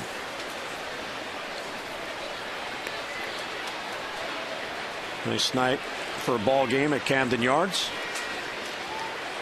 Orioles are hoping the fans will come out and support them on this homestand. It's a key homestand in the race. Michael Saunders now. And it's high.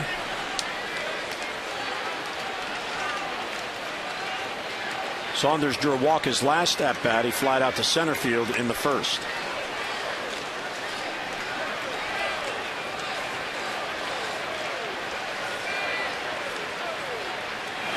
Ground ball right back to Tillman. He'll freeze the runner at third and throw it to first, and somehow Reynolds kept his foot on the bag. You talk about reactions. That ball was blistered, and by fielding his position, for the moment, Tillman has denied a run. And great play here by Chris Tillman. Comebacker right up by the neck. Great reaction play by Chris. And good play on the other end by Mark Reynolds. Make a great athletic play like that, kind of react, and has the wherewithal to check third base. Held the runner Kawasaki over there and made the flip throw to first. Well, Kawasaki at third now with 2 men down.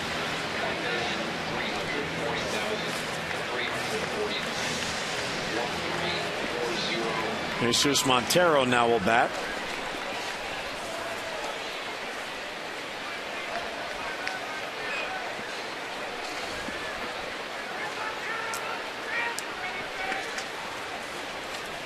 Montero is 0 for 2. Foul back.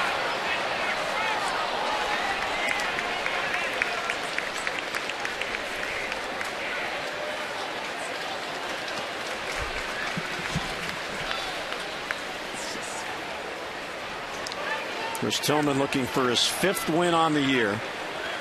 Trying to get out of this inning without a run. Fastball's high. Montero checks. Mark Wegner said he did not go. Check at the swing here. Tillman throws that high fastball. Montero able to hold up on it.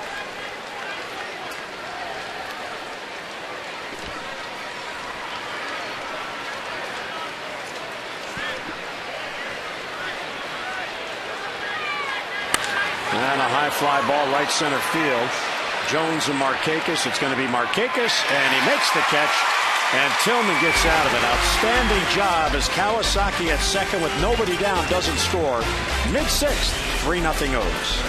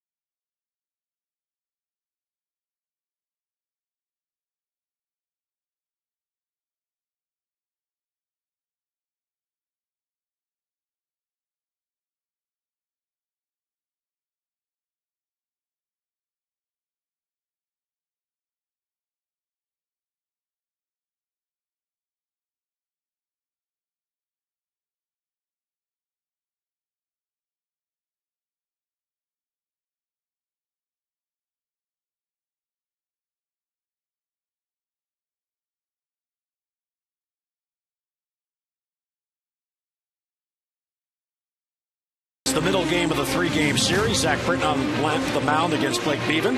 Our coverage on MASN HD begins at 6:30 with those extra presented by Jeep.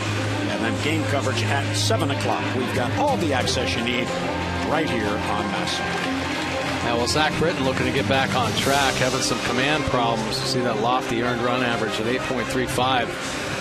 So he's in hopes of being more consistent with his command. But Blake Beaven has really been another one of those hot pitchers as of late for Seattle, going 3-0 with 2.01 here in his last 3 starts. Yeah, there's Zach. He has scuffled, no doubt about it. Just trying to find some kind of consistency where he can feel good about it. Yeah. Yeah, after every start, you know, it's really not the stuff because he has great movement and life on all of his pitches. It's just being able to command those pitches and work that strike zone. Yeah, Zach in his last 2 starts, a loss and a no decision, and he's allowed 13 earned runs total. Talking with J.J. Hardy on the bench. Changeup is hit to short. Kawasaki tough in between hop, and he gets it across just in time to get Jones for the out.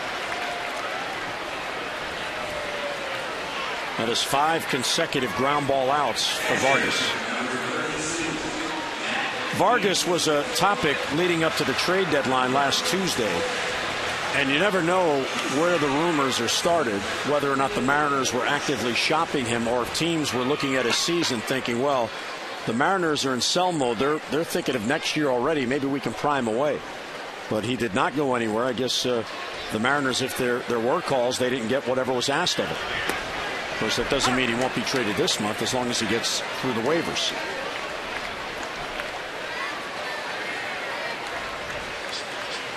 Well, if he keeps pitching the way he has lately, there's going to be a lot of teams wanting that arm coming down the stretch. Ground ball off the bat of Wieters. Right there's Kawasaki. He's earning his money tonight. And 2 men down.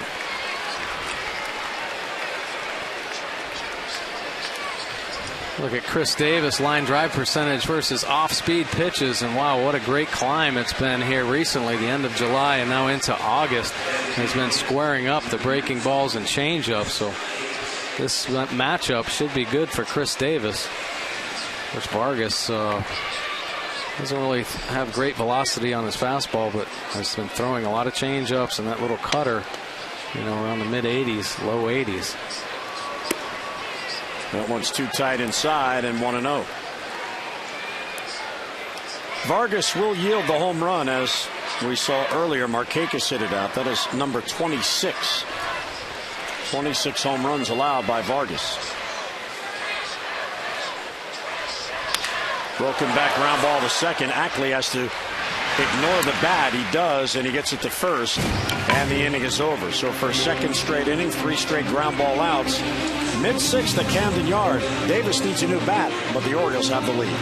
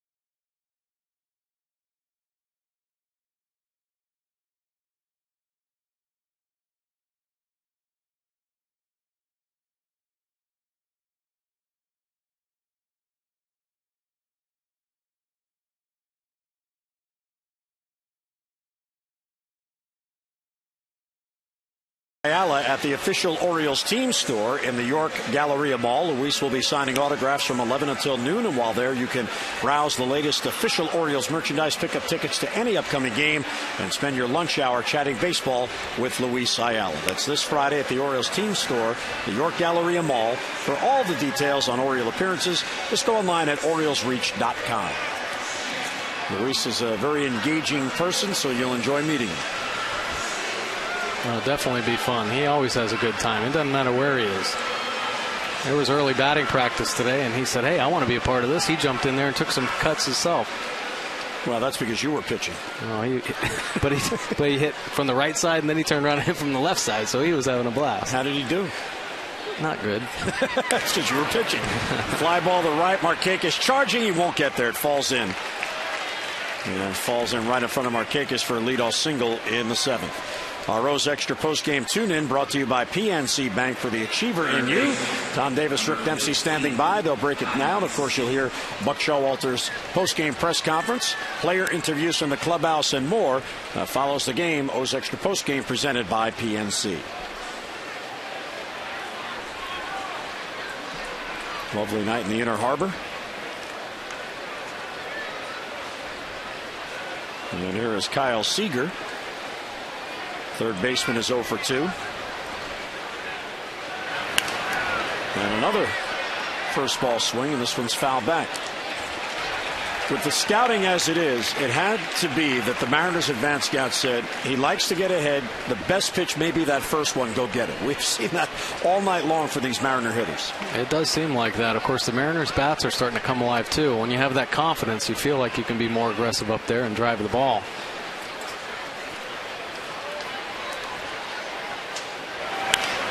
Foul back, and it's 0-2. Well, the numbers show that they are 12th in team batting at .232, but when you win 8 out of 10, you get your share of clutch base hits. Chris Chambliss is their hitting coach. And you see he had a tremendous big league career as a hitter.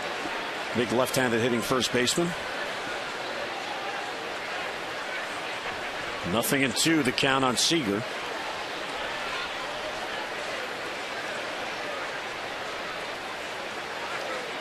Time requested at the plate. Look at Kyle Seager's hot zone. Boy, down and in. He rakes there. Of course, middle. See a lot of guys with a nice red spot there right in the middle of the plate. So middle in, or middle down, middle in. He can get to it pretty well. And the 0-2, he got him. Swing and a miss, and Seager goes down on strikes. That's number 4 for Chris Tillman. Well, that's when that breaking ball's effective. We've seen him spin a couple up in the top of the strike zone, but when he can get it down below the strike zone, it is so effective because it has great late bite. We've seen a couple chases tonight.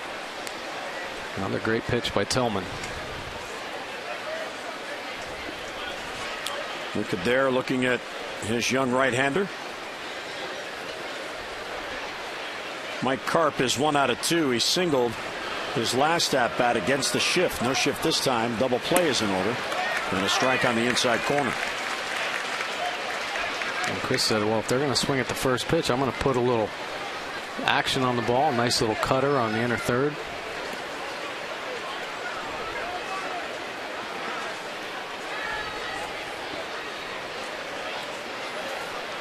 Tillman continues to get strike 1.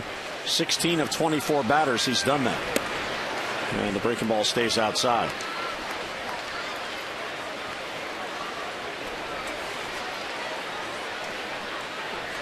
Mike Karp is in his 4th big league season. He was drafted by the Mets. He was one of the players in that same deal that Vargas was involved in with all the players. As the baseball world goes around, right? Yep.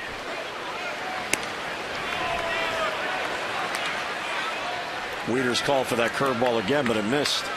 Trying to get Tillman to get a feel for it. Vargas has kept his team in the game, but Tillman has kept the Mariners off the scoreboard. Seattle is batting .269 in their last 10 games, and they've gone 8-2 in those 10 games. It shows you how a little extra run production goes a long way. For the season, they're averaging 3.9. They've scored 43 runs in the last 10 games. And it doesn't sound like a lot. It's 4.3, but with the pitching they have, that's usually enough. Yeah, the pitchers are giving up 3 runs or less. 2-1 on Karp with a man on. Hard hit ball, foul. Nice job by Mike Brumley, the first base coach, to jump out of the way of that. Brumley still has quick feet over there. So the pitch counts are even at 82. Look at those innings for Tillman. He's at 8 here in the 7th. He had an 8-pitch third, a 9-pitch second. Vargas has thrown 12 pitches total the last 2 innings, and he has 6 ground ball outs in the last 2.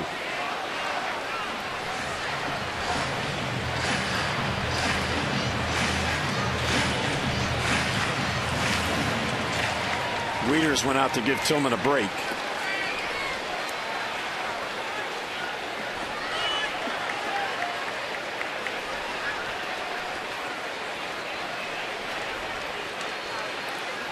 Two balls and 2 strikes on Karp. Strike 3 called. He paints the outside corner. Maybe, just maybe, he had him thinking about that curveball, and then the fastball got by him before he knew it. Yeah, threw it to him a few times in this at bat, and then just dots a fastball in the outside corner. Matt Wieters setting up out there, and Chris Tillman just nails the glove. Gets the call. So the leadoff single by Jaso. He's still at first with 2 men down.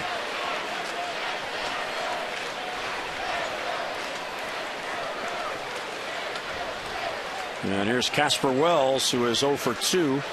Bounced into a force play his last at bat. And he takes a strike.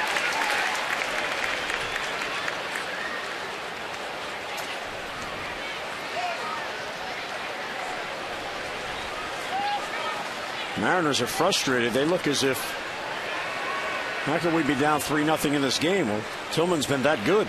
That's out. Foul out of play. Well, the frustration builds because they, just faced him not too long ago. Like, how can we hit this guy? We can't get to him.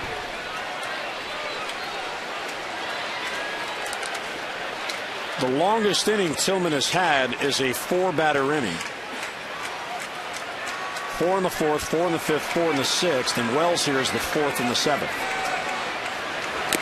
And a foul back to stay alive. Tillman, since coming back to the Orioles, you talk about one of the most important stats for a pitcher, and that's base runners per game. He's done real well. 11.8 base runners over 9 innings. Yeah, that's really good. Great number. 0-2 on Wells.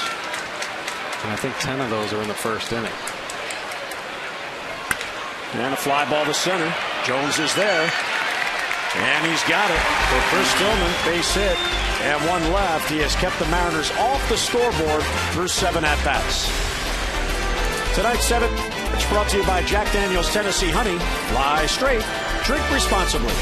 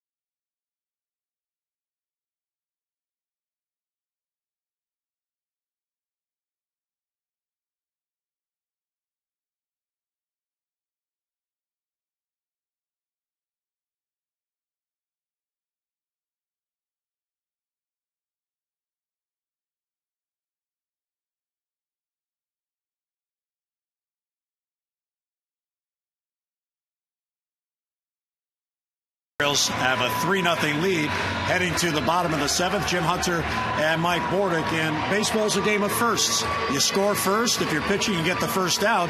In a series, you get the first win. Orioles are trying to win as many series as they can, looking to make it 3 in a row. Best way to do that, get a win in the opener. Yeah, and Chris Tillman is the answer tonight. He's been doing outstanding. Great off-speed pitches, spotting his fastball. We've seen some nice clutch strikeouts here as the game gets deeper. But the big hits, obviously, early in the ball game, set the stage there, and Seattle's offense hasn't been able to do anything against Tillman.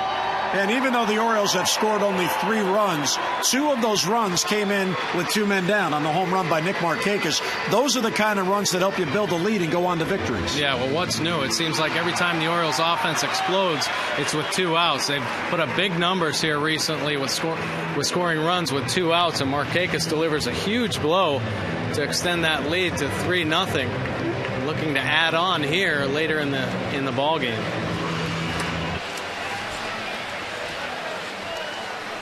So we go to the bottom of the 7th. The Orioles now look for insurance as Vargas stays on.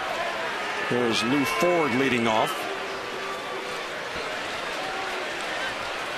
And it's outside, 1-0.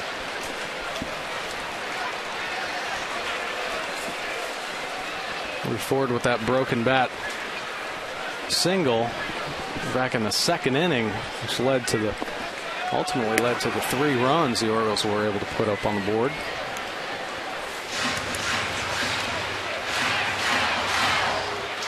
Vargas has retired 7 in a row.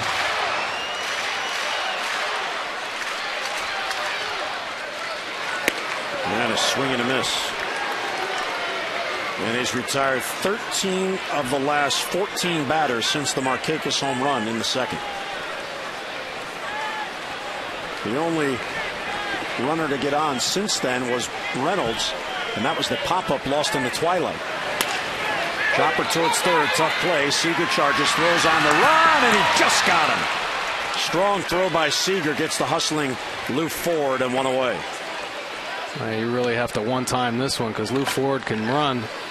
He gets out of the box pretty good. Nice job, Seager. Full speed, off-balance throw, just to get Ford by a half step. Nice play there. So Lou 1 out of 3. Here's Mark Reynolds, who is 2 for 2 on the night. His double drove in the 1st run in the 2nd. And then he reached on a single when Kawasaki lost his pop-up in the twilight.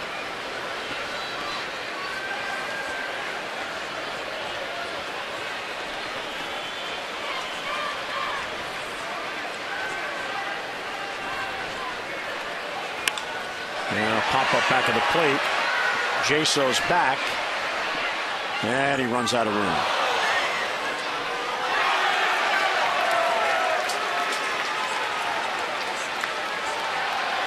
The fan in the Markakis jersey had the first shot at that, and he missed it. That's why you saw the big smile. And it bounced on the other side, and the fans on the other side of the walkway got the foul ball.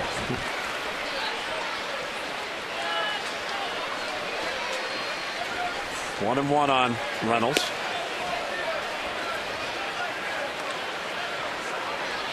Reynolds 67 at-bats without a home run. I think once he gets one, he may go on one of those Reynolds tears. Yeah, that would be ideal. And hopefully that ball that was lost up in the twilight is just the one that helps him get that confidence to be able to get one over the fence. He almost hit a home run the other day up at Yankee Stadium. And I don't know if it would have been a home run. Top of the wall, maybe. Ichiro Suzuki made a fine play up against the wall on him. 2-2. And a foul back. Vargas has 40 big league wins. He's in his 7th season. 12 wins on the year, tied for 4th most in the league. He also is tied for most starts in the league, 23. Tonight is his 24th start. And a good take there by Reynolds. Count is full, 3-2.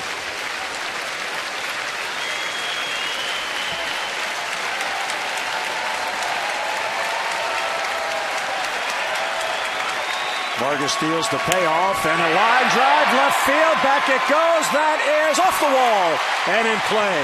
Reynolds hustling the second, trying to get him with a double, and he slides in safely. He just missed it. A 3-for-3 night for Reynolds. Well, he's getting close. Feeling better up at the plate. Drives this double. Works the count to 3-2. Little change up right off the bottom of the fence. Another good swing by Reynolds. See him legging out this double here. Ball bounced straight back to Wells out there in left field. So made it a pretty close play. Yeah, that ball was hit so hard he had to hustle to get to second base. So second double on the night, his 3rd hit. He's at second with 1 down. The Orioles now looking for an add-on run as Carter Capps gets loose in the Seattle bullpen.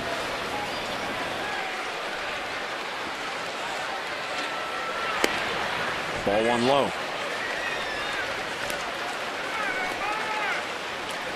And we'll see if the discussion that Jim Presley had with Omar on the bench after his last at-bat pays dividends this time against Vargas.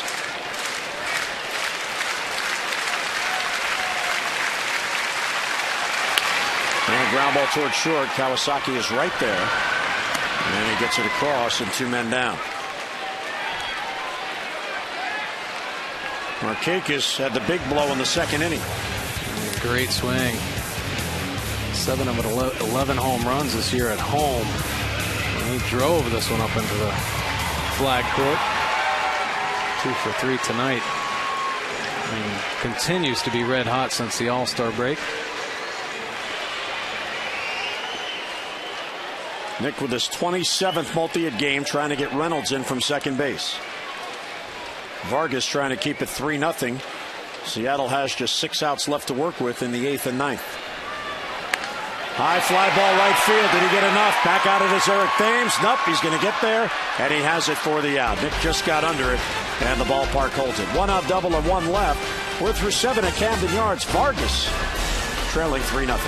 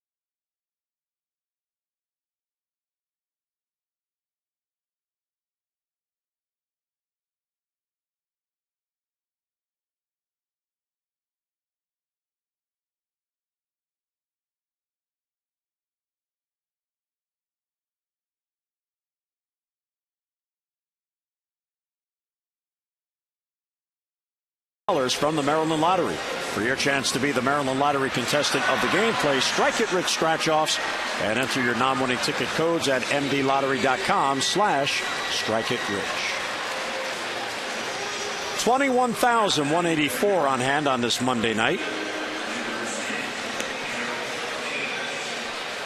As Chris Tillman goes to the mound to begin the 8th inning.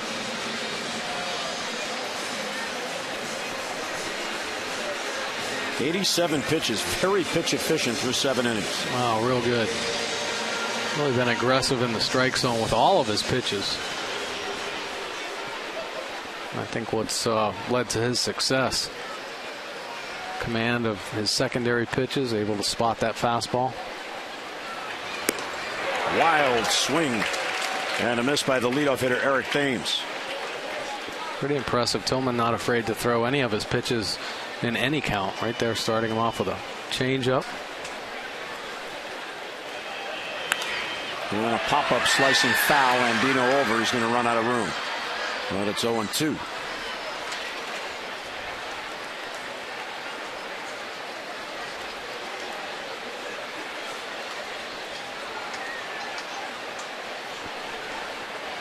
Tommy Hunter and Zach Britton talking shop.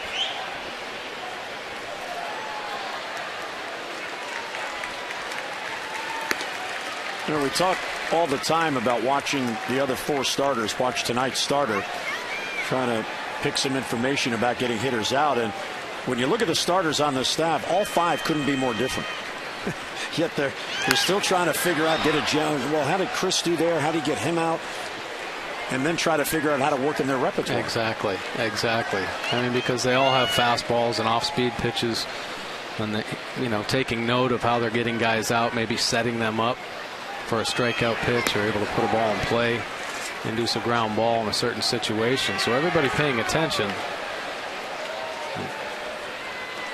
Lou Ford now on the bench as Nate McLouth, now number 9 on the Orioles, in left field. 2-2 pitches hit to right field. Markakis is on the run, and it bounces by him for a base hit. Eric Thames is thinking 3. Now he puts on the brakes. Well, there's a leadoff double here in the 8th inning. Time now for you to text in your vote for the AT&T Player of the Game, and here are the candidates. Nick Markakis with a 2-run home run. He also has a couple of hits on the night. Chris Tillman has worked into the 8th inning, has not allowed a run. Or Mark Reynolds, who has a 3-for-3 night with 2 doubles and an RBI. Text in your vote now and have your voice heard, A, B, or C, to 31826. So good at bat there as Thames fell behind, but he was able to come through and get on. As Kawasaki laid down that nice bunt in his last at bat to pick up that single. Shortens up the infield all over the place. Quintanilla in tight, Reynolds, and Andino as well. Pedro Strop not getting loose.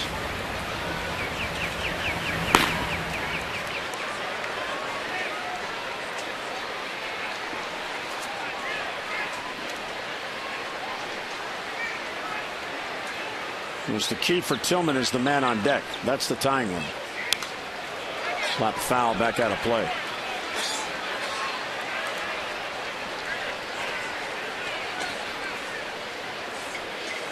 Kawasaki, the bunt single Mike talked about, went to second on the throwing error by Quintanilla. And 1 out of 2 on the night. Eric Thames at second, nobody down. In the dirt, nice block by Wieters. Tillman does not have a wild pitch on the year. This is 6th start.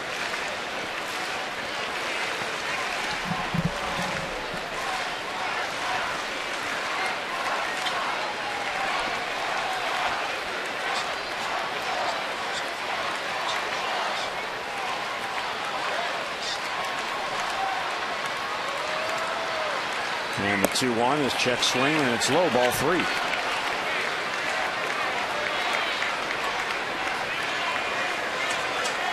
And Tillman on this hot night is approaching 100 pitches. Buck Showalter sent them out there to begin the 8th.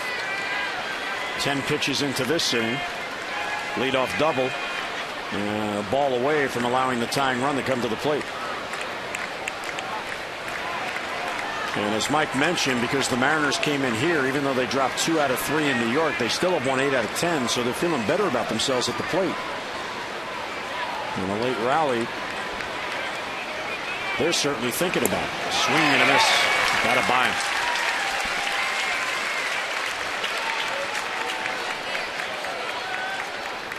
Fastball down at the bottom of the zone. Kawasaki a little bit over aggressive on this pitch. Probably a ball. Gets into a hitter's count. Wants to be aggressive off Tillman.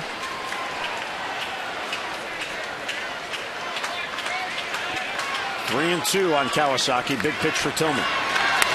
And a base hit to center field. Thames rode back to the bases, being sent by Jeff Datz. Adam Jones, the throw to the plate is cut off. Throw to second, and out at second is Kawasaki.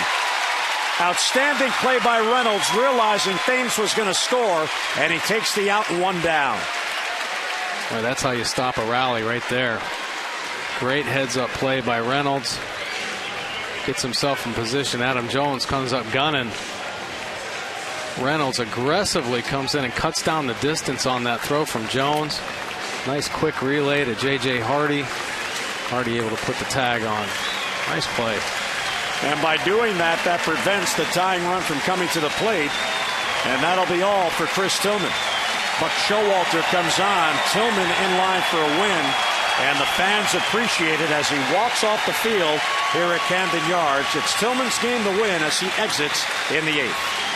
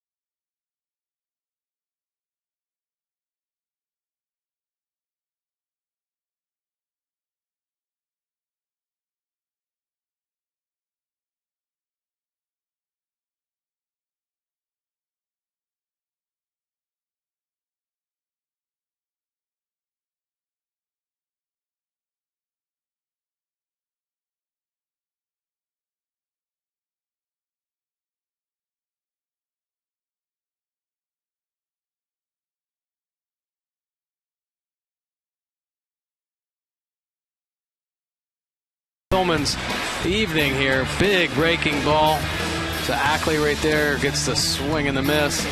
Spotting his cutter to get another K. Spotting his fastball in the inside corner. Great location with all his pitches, helping himself defensively as well. Nice reaction play and a comebacker to get the out. Another breaking ball at the bottom of the zone. Spots his fastball. What a performance by Chris Tillman. Command of all his off-speed pitches. Able to locate that fastball with just 99 pitches, 7 1/3. Just 5 hits and a 1 earned run. And Pedro Strop now on in relief. Deals outside to Dustin Ackley, 1-0, and Pedro's been on a tear. What a weapon for the Orioles in the 8th inning. Yeah, 46 games. Just that 1.31 earned run average has been outstanding at this point. Great fastball and breaking ball. Pretty much been lights out. Lefty's hitting 231 and righty's just 149 off him. He falls behind Ackley, 2-0. And ball 3.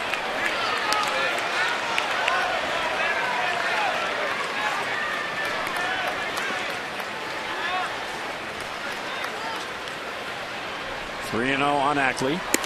And there's a 4-pitch walk to allow the tying run to come to the plate. So Ackley takes first base with 1 down. Fans on Sunday, all kids 14 and under at the finale against Kansas City, 135 game. The kids get their chance to run the bases, so bring the family out, enjoy a great summer afternoon at Oriole Park, and help the kids enjoy their big league dreams. You can get your tickets in advance and save 888-848-BIRD or visit Orioles.com. That is only the second walk allowed by Oriole pitching tonight. Here's Michael Saunders, who does have home run power, tying run at the plate with one down. Low 1-0. 5 in a row as Stroke has come on.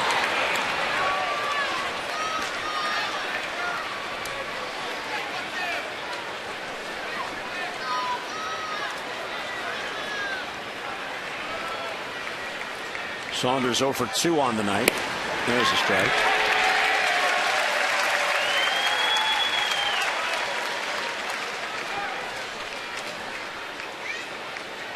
Strope has not allowed a run in 12 consecutive appearances. The last time he allowed a run, it was against this Mariners team. July the 3rd in Seattle, he allowed 2 runs. Swing and a miss. Came back with the slider. By the way, the run that Kawasaki drove in with Thames scored that snaps the Orioles pitching consecutive innings scoreless streak. They had gone 28 consecutive innings without allowing a run. Outstanding effort by the Orioles staff.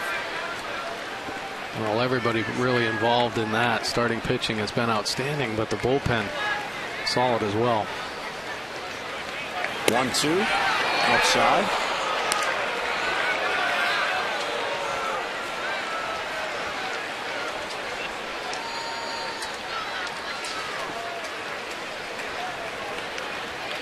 Very often when Pedro's fastball is not finding the zone, Wieters will go to the other pitches. 2-2. Fastball there, paints the corner, but doesn't get the call. Pretty good pitch, probably off the plate, but we've seen this fastball called off the plate all night. Maybe that one just a little bit further than the other ones, but pretty good spot by Pedro. Pretty good take as well by Saunders. 3-2 is fouled back.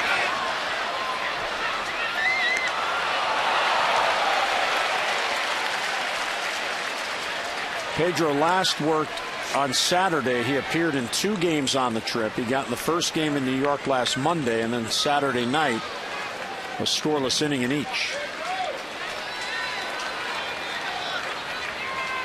And the 3-2 is a called strike 3. Saunders thought he had ball 4. He flips the bat, and Wieters went away from the fastball and got the call. 2 men down. He sure did. Pretty gutsy call right there. You had mentioned it. Wieters likes to mix it up if a guy doesn't have command, and sure enough, calls that slider. 3-2 count. Great pitch.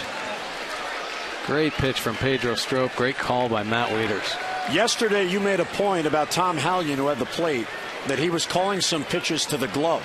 That time, the ball was a strike before it hit the glove, and Mike Winters stayed with it. That's right. You're exactly right. Came up over the plate, crossed the plate in the strike zone. Montero now outside 1-0. Jesus is 0 for 3. Now Saunders back to the bench. He thought he had ball 4, but that looked like a real good pitch and a real good call by Winters. Hard hit ball right to Hardy. He gloves it, and there's the inning. So after the walk, Stroke gets out of it, and Seattle remains down by 2. They do get a run, and Stram one will head to the bottom of the 8th. 3-1 O's.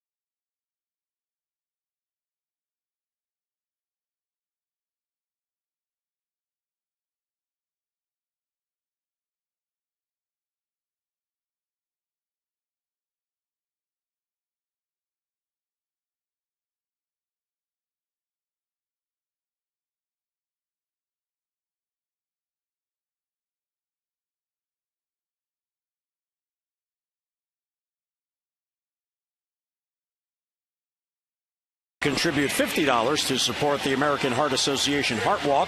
To date, the Orioles have drawn 311 walks for a total of $15,550. Care First Blue Cross Blue Shield encourages each of us to take that first step towards a healthier and a more active lifestyle.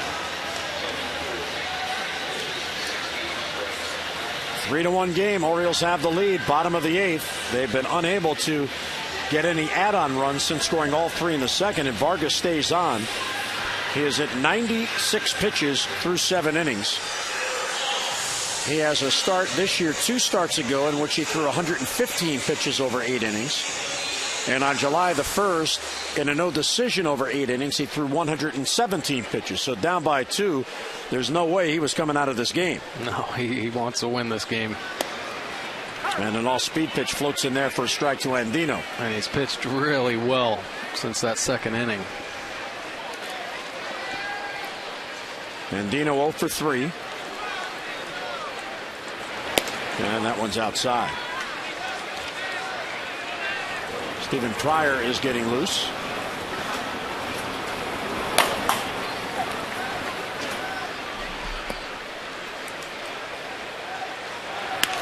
Andino bloops it out to shallow center field, and that ball is caught by the center fielder Saunders. He robs Andino of a hit, times it perfectly into the head-first dive, and grabs it. 1 down. Yeah, it did look like he timed it because it looked like he was going to let it drop at first, but those long strides gets him there and makes a fine play.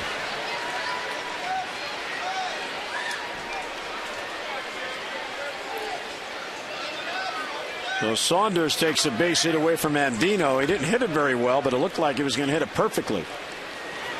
J.J. Hardy takes a strike. Curveball bends in there.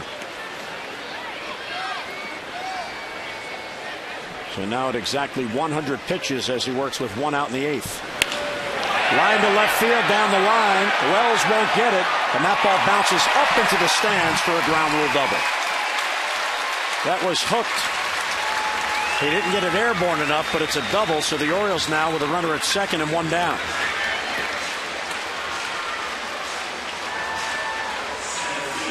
JJ's 19th double of the year. He gets this one out in front and able to hook it out there.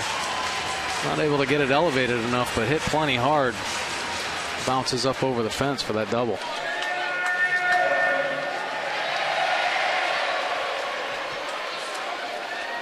So the strategy here now is Eric Wedge comes out, or will he make a pitching change? He jogged out there, so it wasn't as if it was that long, ponderous walk. Up. All right, here's what we're doing. Right. Yeah, usually when a manager is a little more fleet of foot, just wants to go out there and check with him, settle him down a little bit, make sure he knows what he's trying to do to Adam Jones. He's taking his time, giving the guy out in the bullpen a couple more pitches.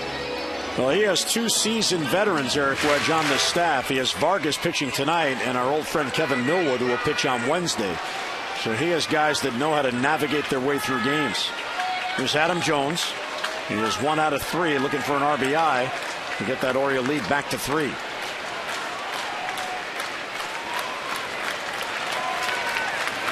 Outside, 1-0.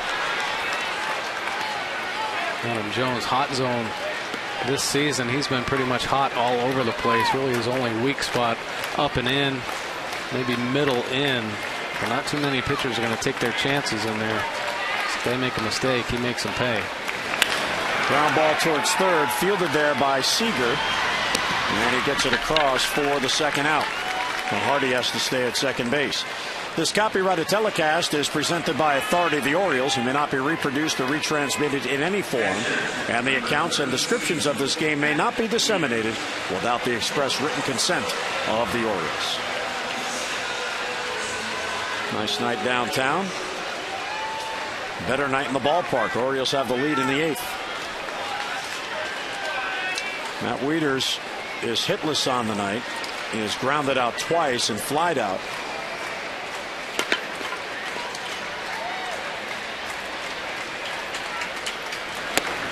And it's inside. Hey, Davis, my wife thinks you're hot.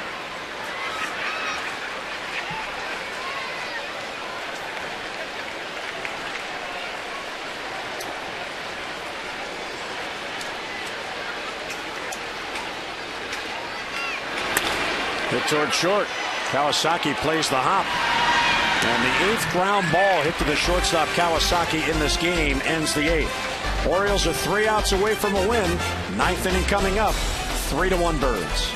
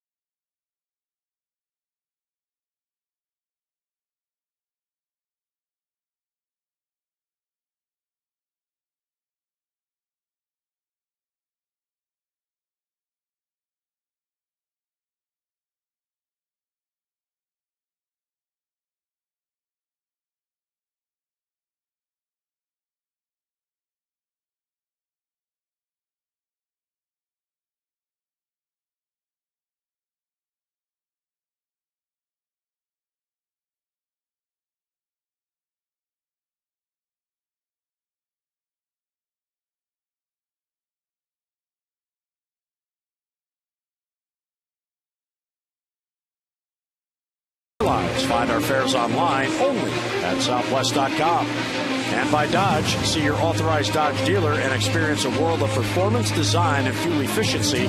Schedule a test drive or go to dodge.com and check out our powerful lineup. Monday Night Baseball here at Camden Yards. 3-1 game. Orioles are 3 outs away from a win. That means it's Jim Johnson time in the 9th, as Johnson will come on in relief of Pedro Strop, who got the final 2 outs in the 8th. Yeah, this is the way the Orioles like it, having the lead and bringing Jim Johnson in fresh off his 32nd save yesterday down in Tampa. Comes in here, he's been lights out. Only had one glitch, a little bump in the road where kind of lost some fastball command, but has settled in and back to his dominant self.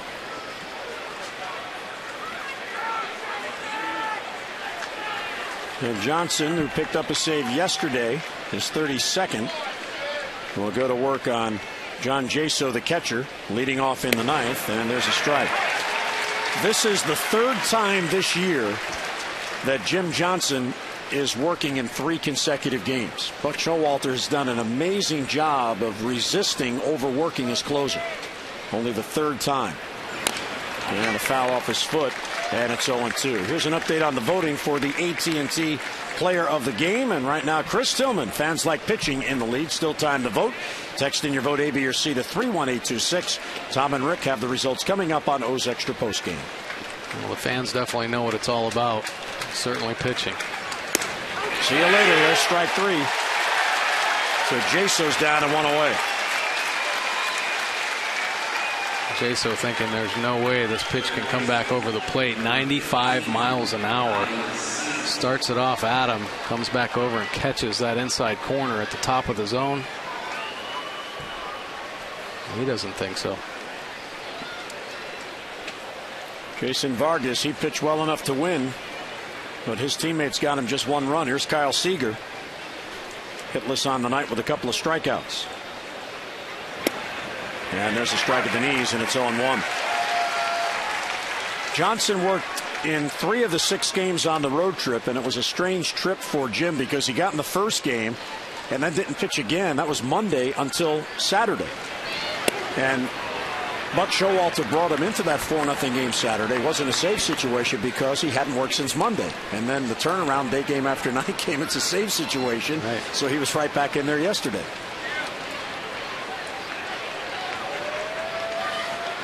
He is an elite pitcher, and when it's his time, you go to him.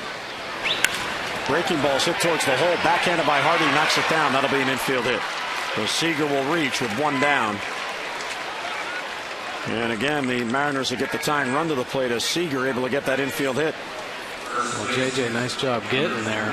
We've seen him make some incredible plays. This ball, I think, just kicks up at the end, catches him on the heel. Unable to keep that handle, but if he would have, that would have been an out.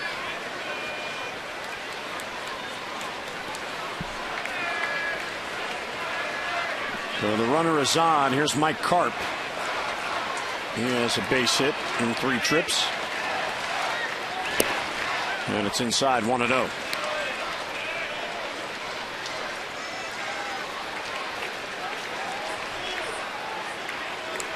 You hear it all the time. You got to get 27 out. So far, the Orioles have been able to get 25. They are 2 outs away from a 3rd straight win and a win in the series opener. And a slow roller fielded by Johnson. He will flip to Reynolds, who gets back in time for the 2nd out. Little indecision there at the moment by Reynolds. He wasn't sure if Johnson would get it, but then when he realized, hey, I think he is, I better get back, he did. Yeah, it's a tough play, and Mark still getting used to first base over there, always wanting to be aggressive. Jim Johnson, a nice job of hopping off the mound. And Reynolds able to get back there in time. So how about this? Tying run is at the plate, 2 down. And it's the guy who played his college ball 14 miles up the road at Towson.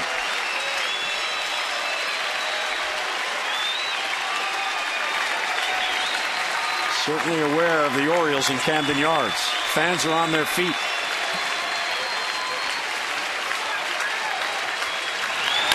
And a tapper towards the mound, third base side, tough play. Johnson throws wide. Reynolds able to save a throw off the bag. That should be an infield hit, and 2 are on with 2 men down. Well, you don't know how many times. It just seems like quite often so many hitters hit these balls right in front of the plate. Some of them just undefendable. Jim Johnson, tough off balance throw. Mark Reynolds with a great play right down there. Great play coming off the bag, because really there was nobody backing it up. Well, not only did he prevent a run from scoring, he prevented the tying run getting to second base. Yeah, or more. So here's Eric Thames, 2 on and 2 out on 2 infield hits. Breaking balls high, 1-0. Tillman was outstanding, 7 1/3, 1 run. Pedro Strop 2/3 of an inning, no runs. He had a strikeout and a walk, and now Jim Johnson.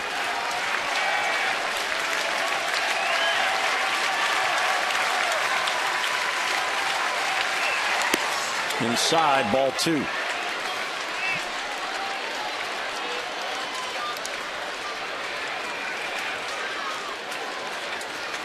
Eric Thames has 4 home runs on the year. He has 1 since joining Seattle. He's playing just his 5th game as a Mariner. Seager is at third, Wells at first, 2 down. There's a strike at the knees, 2-1.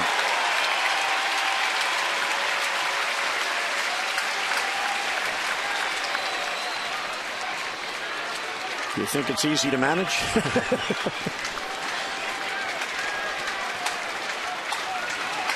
Jim Johnson has made back-to-back outstanding pitches, and one of them got on. Hit toward shortstop. J.J. Hardy knocks it down, throws to second. Out at second base as Keith Tania got there ahead of the slide of Wells. And Jim Johnson holds on and earns the save. An interesting inning. 2 infield hits. The go-ahead run was at the plate, but the Orioles can celebrate as they win the opener and their 3rd straight win by beating the Mariners. Final score at Camden Yards, the Orioles beat the Mariners 3-1.